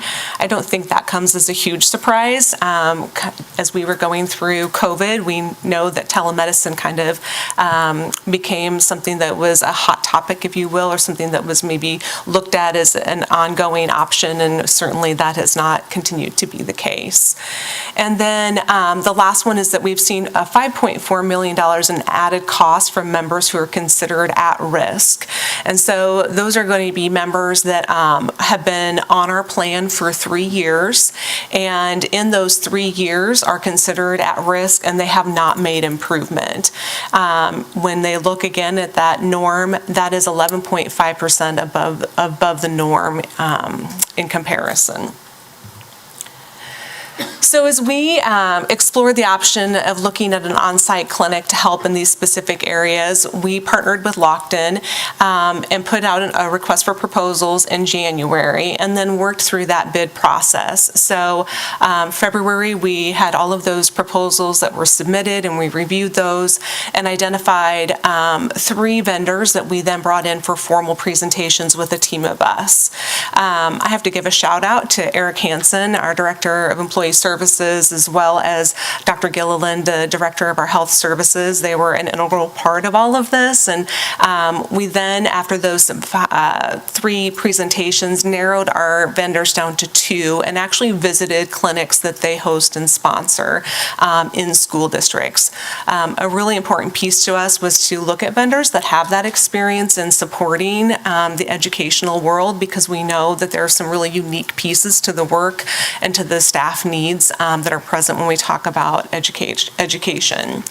After visiting sites and continuing to work through kind of the areas of top need for us, we identified Marathon Health as the vendor of choice to partner with in managing our on-site clinic. That is what is before you this evening. But I also have to mention that there were just a number of other things that I could not even begin to include in this that have really fallen nicely into place for us as we looked at the on-site clinic option. I mentioned these 3 big pieces of information and drivers for us, but along with that, there was also the availability of having an actual physical space to host a clinic. That is typically one of the greatest barriers when an employer starts to look at this option, and with the building out of the Olathe Public Schools Innovation Campus, we worked with Mr. Palangi and his team to carve out a space, so we've got that already tagged and ready to go. But obviously, we'll begin after having the board's approval this evening.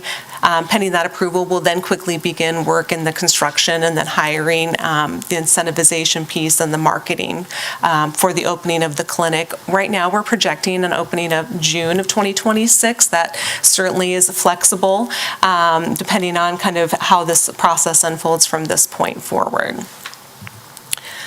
Wanted to kind of refer back to some of the pieces I mentioned before in terms of the basis for looking at an on-site clinic, and you'll see some stats here that Marathon has provided us as they reference their book of business and specifically the partners they work with in the educational field. And so that recruitment and retention piece, which pairs nicely with what we have seen already from the staff feedback we have received in terms of that being a driver for that recruitment and retention of our staff. Along with that, the employee engagement and satisfaction. So having the convenience of having an on-site clinic that they can easily access and get into, and also then pairing that with high quality care. As you can see here, Marathon reports a 99% satisfaction rate across their education clients, and so really making sure that the care that is being provided is top-notch. Along with that, number 3, that health outcomes and cost savings. You can see here that Marathon shares that 67% of their engaged members improve their biometric markers with 19% reduction in ER visits. So seeing those actual outcomes in staff well-being and wellness. And then, of course, paired with that lowering of those annual costs because of their engagement with the clinic. And then last one, of course, is some of those operational efficiencies when we talk about absenteeism among staff. When you're able to go and have easy access to high quality care, you take advantage of that and oftentimes then avoid getting even more sick or thinking you're going to tough it out, or, hey, maybe my knee will feel better in a couple of weeks, and then having it progress to something that requires you to be out for an even extended period of time. And then in terms of Marathon specifically, I mentioned the importance that we placed on partnering with a vendor that had experience in working with education. And they have 120-plus education partners, and you can see there some of the school districts. We have a neighboring district, Shawnee Mission, that has worked with Marathon as well. They have a deep understanding of school district needs and making sure that educators are engaged with their strategies. They also have a local presence. That was another key piece that we looked at was, if we have a physician that is going to be sick or out, how quickly and what kind of assurance will we have that the individual coming to fill in for them knows this model and provides that same level and high quality care. And knowing that they have 13 health centers and 58,000 patients that they serve in the Kansas region, that certainly supported that. They also have a flexible staffing model. So while we have identified kind of our initial staffing model, which would include a full-time physician as well as a full-time nurse practitioner, as well as mental and behavioral health therapy, they have the ability to also scale that if we find that we have a need in a specific area as we get into launching and utilizing the clinic. And then, of course, the last piece is that satisfaction and return on our investment. So I mentioned the 99% satisfaction rating from their education clients. But on top of that, as you can see here, they gave some examples after 5 years of implementation that for every dollar invested, Shawnee Mission was experiencing a $6.10 return on their investment. And then Keller ISD in Texas, an even higher return there after 8 years. So we are very excited to be able to provide this benefit and offering to our staff and look forward to continuing to partner with them in terms of sharing all the benefits that this can provide, but then also really making sure that as we identify any other changes or needs that we're able to partner with Lockton and with Marathon in addressing those. I'm happy to answer any questions. Board, any comments or questions? Ms. Johan. Well, as a member of the healthcare field, I'm really excited about this. I have to have my token statement there, just because I think preventative healthcare is really important. And, on this opposite of the side of the spectrum, we study, health disorders and how people end up in the hospital at the end of the day. And so seeing people and our educators and staff and their families be able to get care right where they work, and not only urgent care, but preventative and primary care. And so I'm really thrilled that we, listened to feedback, took the initiative, and are implementing something here, hopefully soon, for the staff and their families. So I just want to say thank you for this work. I think this is really great and really help the health of our families and our community. Mr. Boyd. Are there costs associated for our staff to go be treated at this clinic? Yeah, great question. So if any individual that's a high deductible plan, we have to charge something. That is part of federal guidelines. So we will determine what that fee is, and it will be a nominal fee. But it will be, of course, markedly less than what anyone would experience in a community clinic. Mr. Kuhn. Would the clinic be open just during school hours, or what are the hour ranges? Yeah, so that'll be part of what we will work with Marathon in identifying. The clinics that we visited had kind of some varied hours. They had a couple of days during the week where they opened much earlier, and then a couple of days during the week where they were open later, so they could kind of stair-step that. And I would foresee that would be something similar that we would do as well. In visiting the clinics and then in our work with Lockton, we asked about Saturdays and that kind of thing, and they said that historically weekend hours just really did not fill. And so that will be something too when we talk about that scalability and looking at what hours do we need to have that clinic open, and as we then start interviewing providers, then we'll be able to determine that. Okay, thank you. Yeah. Any other comments, questions? Dr. Seat, thank you. Yeah, thank you.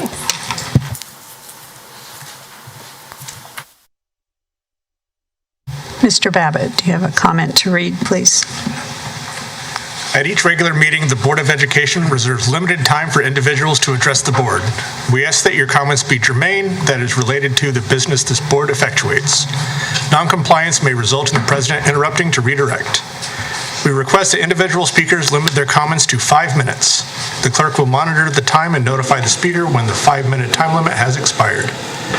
Please direct your comments to the board and not the guests or staff. If a response is appropriate, the president will respond or refer to another individual. In an effort to respect privacy, we ask that speakers refrain from discussing personal complaints involving individual staff members or students. Audience disruption is also not permitted. Those speaking are advised that public comments are videotape recorded for broadcast on the district's YouTube channel and audio tape recorded as a matter of public record. Individuals addressing the board should come to the podium at the front of the room and state your name, city and state, and relationship to the district. Thank you. Our first speaker tonight is Megan Briggs.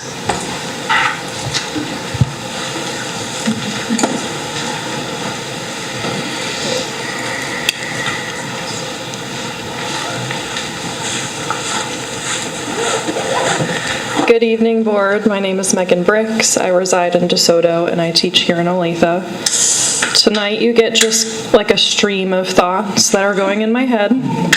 First of all, I want to recognize that it's National Custodian and Maintenance Worker Appreciation Day.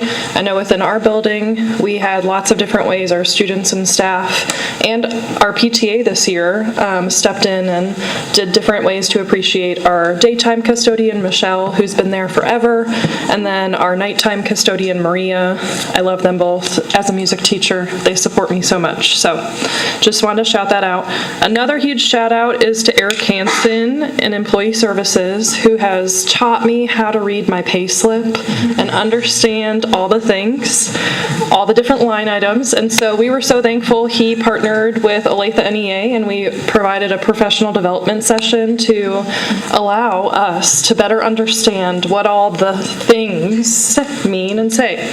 So that was extremely helpful, especially when I was talking to my parents and they were like, yeah, you should understand what that is. So again, the stream of thoughts.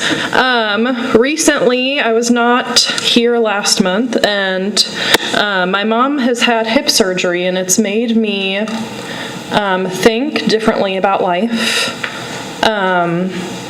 Just in that you get told one thing and what you experience changes by the second, and I'm kind of experiencing that in my personal life, but I think that applies to us here and in the world on all levels. But for me, it's knowing that all the people up here and the people behind me and the staff are doing everything every day when those things change second by second to support me, and that I don't have to worry about having a job. I don't have to worry that something's going to happen. I can focus and go in each day and teach music and know that there are way smarter people in the room who are taking care of the scarier things, and I can just pour into my kids. And so just recognizing that the work that you do is really hard and that things change and it's really hard and life is really hard. But for me right now in this moment of life, I'm very, very thankful for all of you, especially Dr. Yeager, and just leading us and supporting us. So again, I'm just a truly proud Olathe employee. I appreciate you all. Have a great night. Thank you. Nick Crayley.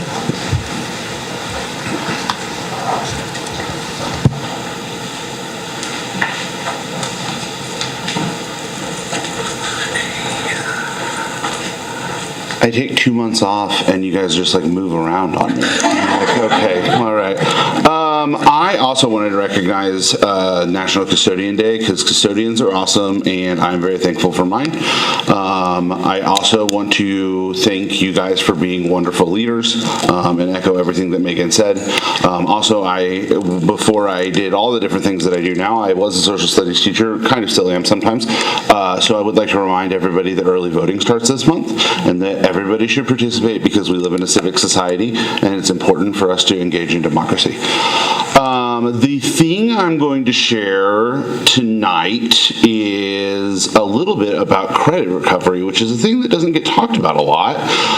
And that's because helping students recover credits doesn't really it doesn't list well in newspapers. It doesn't really win awards. It's not very flashy, but it's a really important thing that we do for lots of different people, including some adult learners. I know that most of you have been to the Step Up graduation and all of the tears of joy that come with that. So I kind of want to do some shout outs, and I actually have a bunch of names. So for those of you who don't know, in our district, we primarily use Edgenuity, which is an online learning platform for credit recovery. It's really a useful tool. Our director of e-learning retired at the end of last year, and we have, adapting to the situation, kind of farmed out his responsibilities. Some of them have been given to me, and I have a new appreciation for some of the stuff that Randy Warner did previously. So I want to thank him first for all he did, but I also want to thank a whole bunch of other people that have adapted. So I did a little bit of looking, and just so you know, since the beginning of the year, we've had 700 students that have used Edgenuity from high school to adult learners as a credit recovery platform. So that's a lot of people, and this is giving people second chances. It's getting people diplomas. It is helping kids that have educational trauma, and it's reaching them where they're at. I want to thank my principals, Seth Sweeterman and Dr. Joy Dandridge, for being accommodating with helping me sort of fit into this new role. I also want to thank Jen Kennedy at the IRC. She has kind of stepped up and taken over a bunch of stuff and is doing a wonderful job there, as well as Penny Eshelman and Kathy McDonald, who also absorbed some of the Edgenuity stuff with me. But there's a huge team in this district of people that make credit recovery possible and get some of our most vulnerable kids diplomas. And so I want to name some of them. At Mill Creek, we have Sarah Cleansing, Brad Barbie, and Becky Chang that run the Guided Study Lab. We have Russ Munyon, who runs the Step Up program for adult education. At South, there's one teacher. Her name's Bailey Schmidt. She's amazing, and she's doing a phenomenal job. At Olathe North, if you haven't met Eric Worley, he runs their sort of Edgenuity room, and he does a phenomenal job as well. At East, Sharon Madigan. At West, Melissa Cupp. And at Northwest, Jonathan Link, all helm teams of teachers that do stuff like that. And then in our other programs, such as the Adolescent Center for Treatment and Recovery or for the Juvenile Detention Center, we have our staff, Amy Smathers, Dr. Brett Harton, Ray McCann, Jesse Barrett, Stephen Burns, and Aaron Barnes. I also want to thank all of our secondary counselors. My personal counselor at my school is Dr. Emily Maker, who was at Santa Fe and is now at Mill Creek. She does a phenomenal job, but I have to work with the counselors both for Hope and for credit recovery at all 5 high schools, traditional high schools, I should say, and they're doing wonderful. I also didn't include any names for anybody from PLC or CLC. That's Prairie Learning Center and Clare Learning Center, but they also have credit recovery or credit acquisition programs for kids that require non-traditional approaches to education. They're doing really cool work. And the thing is it's not flashy and fun, but Amy Smathers, my colleague, said something earlier this year, which is that it seems to a lot of people sitting on a computer and watching videos and answering questions is boring or a cop-out. But if you get to the kid to the point where they're willing to sit down and do that, you've already put in a lot of work. And that's what all of these people are doing every single day. And I'm really proud of them, and I really love working with them. And it's honestly, I forgot the whole reason I did this. There have been a bunch of changes to the platform, and they've been really chaotic and they've been really difficult, and people have been really graceful about adapting to those changes and working with, being patient with me, Jen, Kathy, and Penny as we tell them things that sometimes they don't want to hear, which I'm sure some of you are familiar with. So anyway, I just wanted to share that because I think it's important, and I hope you guys are having a wonderful October, and thank you for letting me speak. Thank you, Nick. To the point of switching around, Ron, thank you for adjusting the microphone names so they match. That would be a fun April Fool's prank.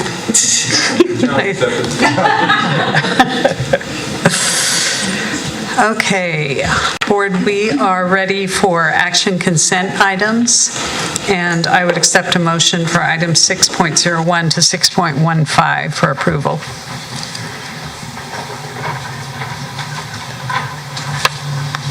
You said 6.05. I skipped right over. No, we just did it. Yeah, 6.01. 6.01 to 6.15, sorry. 15, Sorry. okay. I move to approve action consent items 6.01 to 6.15 as presented. Second. Motion by Mr. Kuhn, second by Ms. Reagan. Mrs. Johann? Yes. Mr. Boyd? Yes. Mr. Babbitt? Yes. Mr. Kuhn? Yes. Dr. Yurkovich? Yes. Mrs. Steele? Yes. Mrs. Reagan? Yes. Motion passes 7-0. Action on bids, contracts, and agreements. Items 7.01 to 7.07. I move to approve items 7.01 through 7.07 as presented. Second. Motion by Mr. Babbitt, second by Mr. Kuhn. Mr. Kuhn? Yes. Mrs. Reagan? Yes. Dr. Yurkovich? Yes. Mrs. Steele? Yes. Mr. Babbitt? Yes. Mrs. Johann? Yes. Mr. Boyd? Yes. Motion passes 7-0. Action other, item 8.01, board policy updates. I move to approve updates to board policies BCAE, BCBD, BCBF, BCBJ, BG, BK, GAAC, GCB, GCR, GC, and JGEC. Second. Motion by Ms. Johann, second by Mr. Kuhn. Mrs. Steele? Yes. Mrs. Reagan? Yes. Mr. Boyd? Yes. Mrs. Johann? Yes. Mr. Kuhn? Yes. Mr. Babbitt? Yes. Dr. Yurkovich? Yes. Item 8.02, Kansas Association School Boards Delegate Assembly and Alternate. We'll actually have two motions. The first will be a motion to nominate an individual to serve as a delegate and as the alternate at the KASB conference in November. Are there nominations? Oh, just names or the motion? Do we need a motion? You need to nominate in motion. I nominate Julie Steele with Robert Kuhn being the alternate. Any other nominations? Is there a second? I move to cease nominations. Motion by Ms. Reagan, cease nominations, second by cease nominations by Mr. Babbitt. Is there a second? Second. Second by Ms. Reagan. Did I do that? I seconded his. Okay. Mr. Boyd? Yes. Mrs. Reagan? Yes. Mr. Kuhn? Yes. Mr. Babbitt? Yes. Dr. Yurkovich? Yes. Mrs. Steele? Yes. Mrs. Johann? Yes. Motion passes 7-0. Motion to appoint. I move to appoint Julie Steele as delegate and Robert Kuhn as alternate delegate to represent Olathe Public Schools at the 2025 KASB Delegate Assembly meetings. Second. Motion by Ms. Reagan, second by Ms. Johann. Mr. Boyd? Yes. Mrs. Reagan? Yes. Mr. Kuhn? Yes. Mr. Babbitt? Yes. Dr. Yurkovich? Yes. Mrs. Steele? Yes. Mrs. Johann? Yes. Motion passes 7-0. Thanks to Ms. Steele and Mr. Kuhn for serving in those capacities, representing Olathe Public Schools.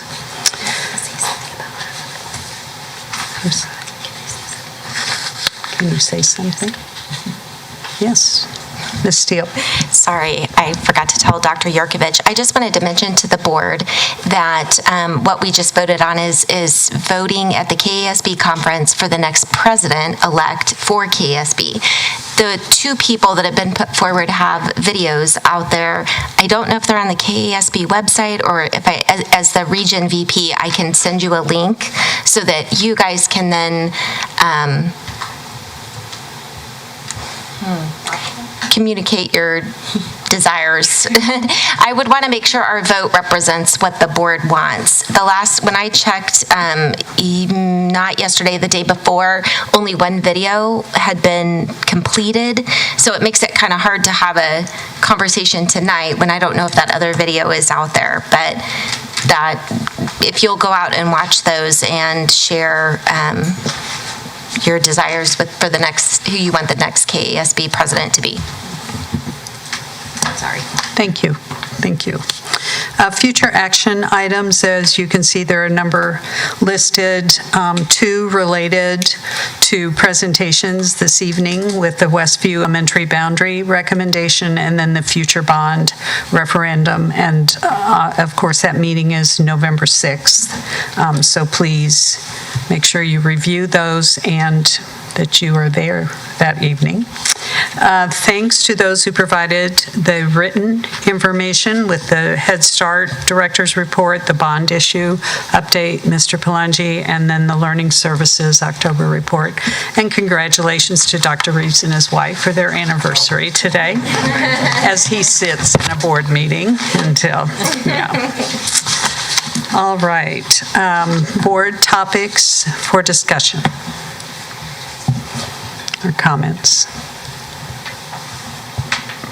Ms. Reagan? Oh, no, he wants to go first. Oh, Mr. Kuhn, sorry. I had some free time at work today, so I did a little something. To piggyback off of Megan and Nick, National Custodian and Maintenance Worker Appreciation Day today.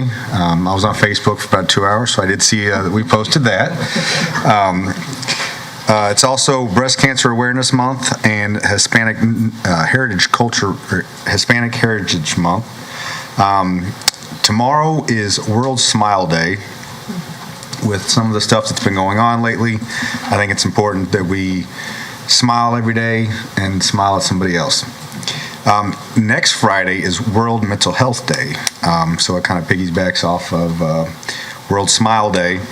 And then I started watching The Price is Right after I did this for 2 hours. So to quote Drew Carey, your boss is going to be calling you.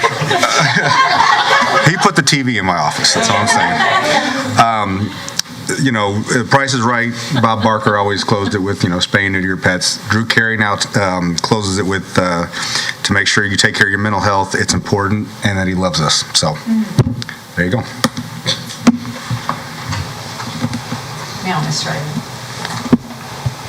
Go ahead. Ms. That's Reagan. great, Rob. I mean, yeah. Well, I just, Mr. Kuhn mentioned Hispanic Heritage Month, and I did a little just kind of research on that because it is an interesting, September 15th to October 15th, where a month is normally an entire calendar month. And those dates were chosen because it's a recognition of a variety of Independence Day celebrations in Latin American nations. And I just, the moment we're in, I agree with Mr. Kuhn that tomorrow's a great day to smile, but I do think it's extremely important that we not take our own nation's independence for granted. And thinking about the different chapters we've been through as a country, Hispanic Heritage Month, the recognition of nations who, have people who have come to our nation and made us stronger. And we see that in our community. You think back to the Tomahawk presentation from earlier this evening, I believe it was 21% of their student population is Hispanic. And that is a reflection of our district. We see a lot of different cultures and ethnicities across our district.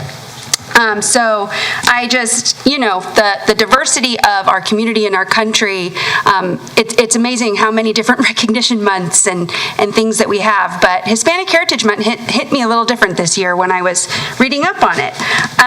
Women's Giving Circle is later this month.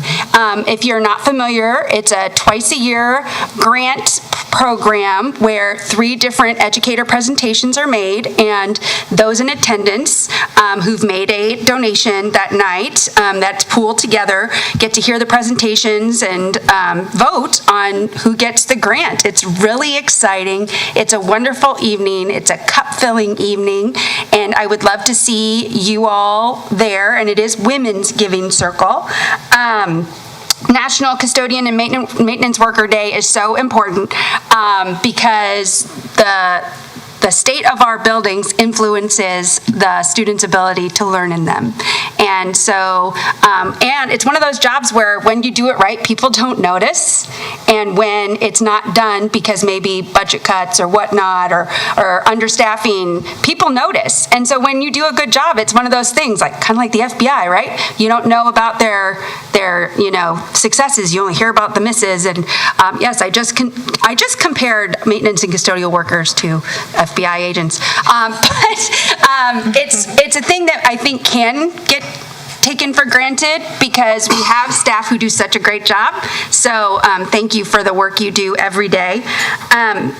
And I've been thinking a lot about just conversations in the world, and I think back to my teaching career, and my students, they had to write persuasive essays and read different things and provide their own take. And one that has just been sitting in my mind is this AP prompt from 2008 that's based on this article, or this passage that said that disagreement is the lifeblood of democracy, and dissension is its cancer. And I've been thinking a lot about that. And that distinction is so important. And we wash our hands with friction, right? You can't clean your hands if you're not rubbing against each other with the soap and the water. You can't just put your hands there and hope they get clean. We have to rub up against things that we don't agree with. The way we handle those situations is a reflection of where we want to be as a community. And I think it was just so fitting for Mr. Crayley to bring up recovery of credits. Whatever situation that learner got in that they needed to recover, here in Olathe, we want you to have that second chance. We want to give you the most generous interpretation of your abilities to succeed in the future. And so, as we think about Smile Day, I'm going to smile so much tomorrow. It's going to be great. As we think about that, being generous in our interpretation of what others do before we respond will put us in a place where we can disagree and keep going forward rather than dissent and get stuck and cause irreparable damage. So, yeah, that's all I've got. Thank you. Ms. Steele. I wasn't going to share this, but to Megan and Eric, when I got my first paycheck from Olathe Public Schools many years ago, I called my dad and I said, "What is this FICA thing? It's a lot of my money and it's gone." I was 23. I should have known. So anyway, good for you for going to that session. And Eric, thanks for having it. I needed one of those. Okay, I had the privilege of visiting our esports program at Olathe West High School, and the coaches are Kurt Parker and Jonathan Stahl, and it was a delight. Olathe is cutting edge and spearheading this sport that Cash is recognizing called esports. And it was just so neat to see these kids who are finding a home within a home at a very large high school that otherwise we weren't getting our arms around. And this program is finding kids that we haven't otherwise found. So it was a really delight. We got to approve some further equipment for our esports program at our Innovation Campus tonight, and it was my privilege to vote on that, and just an absolute joy to see new things that are happening that are reaching kids in ways we haven't reached before. So that was a joy. Thank you, Kurt and Jonathan, for that invitation. I want to echo what Dr. McMullen said about Westview. It is seen and deeply appreciated how with every decision we're having to make with this change, your focus does not change, which has been on your kids, from the educators to Cindy Capeller. Thank you. That is leadership in this district. And like I said, it is seen by many and deeply appreciated that your focus is staying right where it should. I also, two more things, just want to continue, as I've done before, to recognize our paraprofessionals. I've said it, nothing works without them. 30 years ago when I was in the classroom, I had amazing paras. It was a different time and our challenges were very different, but they are pure gold to the education we provide our vulnerable special ed students. And I know we have challenges today, but the one thing I know that hasn't changed is that there are people at every level of education in this district, in leadership, to building level, that care very much about our special ed population and that care very much about the people providing that education to our students. So Perez, I see you. I have been in a place where I have personally appreciated what you've done, and that has not changed sitting here. Lastly, October 14th is the last day to register to vote. So if you are not registered, please do that. When I was a senior in high school, it was a presidential election, and my very good friend, who is an amazing teacher at Sunnyside, turned 18 on election day. So she pre-registered to vote, and I thought it was so cool that she got a vote for president that year. And so to you seniors, if you're going to turn 18 by the Tuesday, November 4th, you too can pre-register to vote and vote in this not presidential election, but little tiny municipal election where I'm going to tell you your vote will count immensely. It is widely known that in municipal elections, we don't get the voter turnout that we do on presidential years, but honestly, it is so important. So again, October 14th, register and then go vote. Ms. Johan. Thank you. Okay. I just had to reflect a little bit on the presentations and awards that we had tonight, and having another teacher as selected for Kansas Teacher of the Year. What an honor. I did a quick Google search, and it may be wrong, so fact check me if you will, but there's approximately 35,000 teachers in the state of Kansas. Ish. That's what Google said. Anyway, so I think that's pretty admirable, really, honestly, and several of them over the past couple of years, which leads me to my next topic was cross country. My daughter did cross country. She just finished with Coach Buses, both of the Bussingers, and really loved it. Had a great experience. They had a record 167 kids that went out for cross country at Prairie Trail. And just, I think that the proof is in the pudding there of just a lot of good investment in these kids and doing something after school every single day and just having a fun time with it. So I just want to say shout out to them. Thank you for that. And then finally, not any of the other holidays, but Bosses Day is this month, October 16th. So there's a lot of big bosses in this room. So just thank you to all the bosses and all the things that they do. And I think, as an educator, I see that they're a leader in their own room. And so they're a boss of that room. So I just want to kind of appreciate them in that realm also, because I can see a lot of those traits in every single teacher that I've interacted with. So thank you. I also turned 18 on the 29th of October several years ago, and I was able to vote in a presidential election too. And so I appreciate that sentiment and have the same feelings. So anyway, that's all I have. Any other comments, Board? I believe this is still the case. Ms. Steele mentioned the esports. Olathe is still hosting the state tournament, is that correct? And what is that date, Mr. Johnson? Right now, it's the last weekend in January, the Friday and Saturday. I can't remember the date. Okay. 29, 30, 30, 31, somewhere. But it's January. Yeah. End of January. So an opportunity to observe and cheer and experience all of that excitement as well. We talk a lot about quality staff, and I think oftentimes people's minds go directly to our teachers, which clearly we have quality teachers.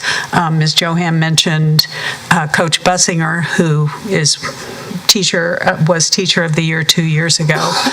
His wife is a coach as well, and amazing educator.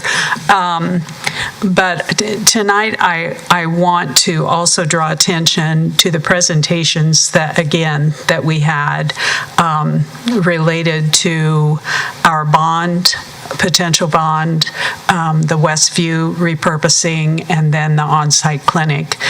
because our senior leadership also is representative of the quality staff in this district. And Dr. McMullen mentioned a lot of people who worked with him, and I know that is true with Dr. Sig and Mr. Hutchinson, that they weren't doing this alone either.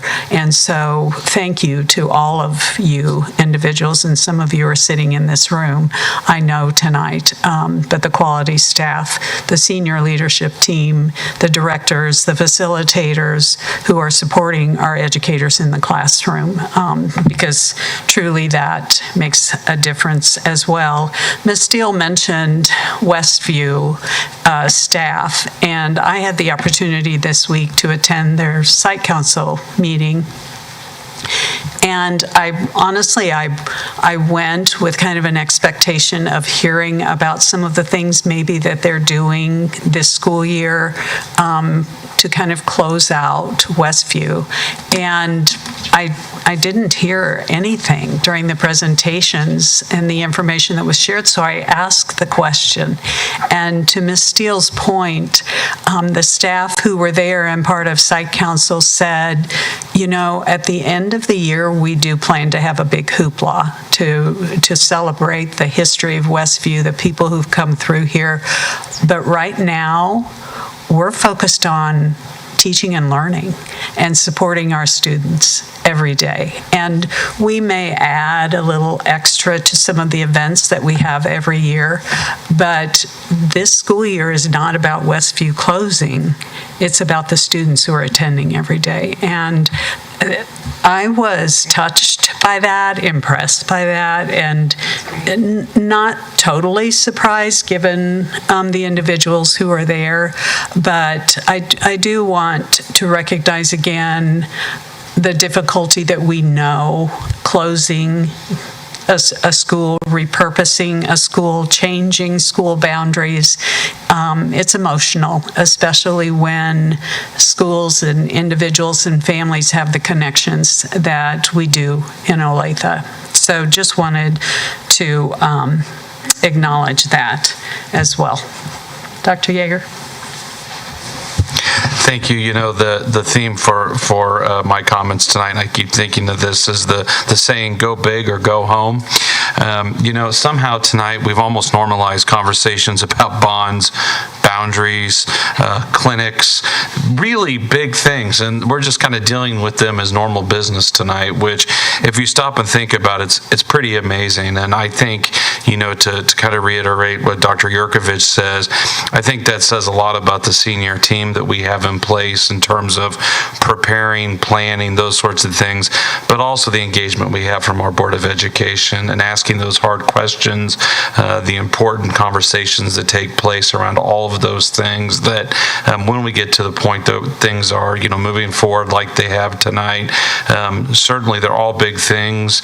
They've all been studied, but it goes really well because we have great engagement from you all as our elected board, but also our senior leadership. And that's something I don't think any of us can take for granted. And the mutual eye is always on what's best for our system and the kids that we serve each and every day. I do want to mention real quick in terms of bond and boundaries as well. I want to thank Jim and John and again, the folks that helped them do that. But I also want to say that, you know, both of those things, the board is not taking action until next month, and that is intentional because one of the things that we don't want to be accused of at some point is there wasn't time to provide information, there wasn't time to ask questions. And so I just want to say I hope what's already inherent in our community, and that is that Dr. McMullen, John Hutchison, they're happy to visit with staff, patrons, folks in our community that feel like they need different information, explanations of things that have been shared, those kinds of things. So I just want to offer that up on their behalf tonight as a way of thanking them for their hard work on those two things. Also, the clinic that Dr. Sig talked about tonight, you know, it is exciting to think about what that will provide to our staff. Obviously, we know that the physical health is important, but gosh, we heard so much about the mental health and well-being of our staff as we did our district dialogues last year. And Dr. Sig has done an amazing job with Eric and others of really focusing on, yes, we need the physical health and those pieces, but as important are the pieces that come along with that in terms of mental health and well-being for our staff. And, I really think based on not only was able to go on one tour, but based on the feedback that was provided from that, I think our staff is going to be really pleased and their families really pleased with what we're going to be able to offer through this, which I really think will be a game changer in a lot of different areas for our district. I'm excited very much about that, but very appreciative of the work. And Eric, I see you back there. So we had one other important event happen in our district today that we haven't talked about tonight, but it's big, and that's related to our accreditation as a school system. That's a really important thing for us. Today was our 6-month accreditation check-in, so those are every 6 months for our district, and our final accreditation is sometime in the spring. But Dr. Reeves and his learning services team, Julie Veach and others, general administration, spent time today just sharing about what's happening in our district in terms of school improvement, focusing on academic excellence and achievement. And that's a lot of work, and that's what we're here about every single day. And so I didn't want the time to pass without thanking everyone involved with that. Certainly Dr. Reeves and his team, our general administration folks, Rochelle, Liz, Jill, Clint, and our building principals and our building leadership teams. There's so many people involved in that work. It's just critical to what we do each and every day. I also want to congratulate our 19 National Merit semifinalists. Boy, is that cool. Kids in our district representing the best achieving in the nation just with that, which is really a great thing. Rachel Marlowe is the Kansas Teacher of the Year. She'll go on to represent not only our district in Kansas, not only our district, but also Kansas at the National Teacher of the Year competition. One of the 50 best teachers in the United States. That's incredible when you think about that. We've been in that position before, which is just so cool. You also talked about Hispanic Heritage Month, and I so appreciate all the comments from our board about that. October is also Principals Month. We are really, really blessed in Olathe to have some of the very best principals around who work tirelessly to support our students, their families, and their community. So any opportunity anyone has to thank a principal and smile at them tomorrow, that is a really great idea. They would appreciate that. It's also Head Start Awareness Month. We've spent time, it seems like a lot in the last number of months, talking about Head Start. I think last month's board presentation, but that's such an important to starting young people in our community off on the right foot. So again, just a great month to be aware of Head Start as well. And as has been mentioned many times, today is Custodian and Maintenance Appreciation Day. And as you've all said, we cannot do what we do every day without the folks doing that important work in our system. So thank you to all of them. And then last, I'd just like to thank Mrs. Johan for reading all of those board policy update letters tonight. You did a great job. Thank you. Okay, Board. 13.01, executive session. If someone would please make a motion, and we will need 15 minutes for this. I move that the board go into executive session for the purpose of discussing individual personal performance for non-elected personnel under COMA, and the board return to the regular meeting at 8:15 p.m. in this room. Second. Motion by Ms. Johan, second by Ms. Steele. Dr. Yurkovich? Yes. Mrs. Steele? Yes. Mr. Babbitt? Yes. Mrs. Reagan? Yes. Mr. Boyd? Yes. Mr. Kuhn? Yes. Mrs. Johan? Yes.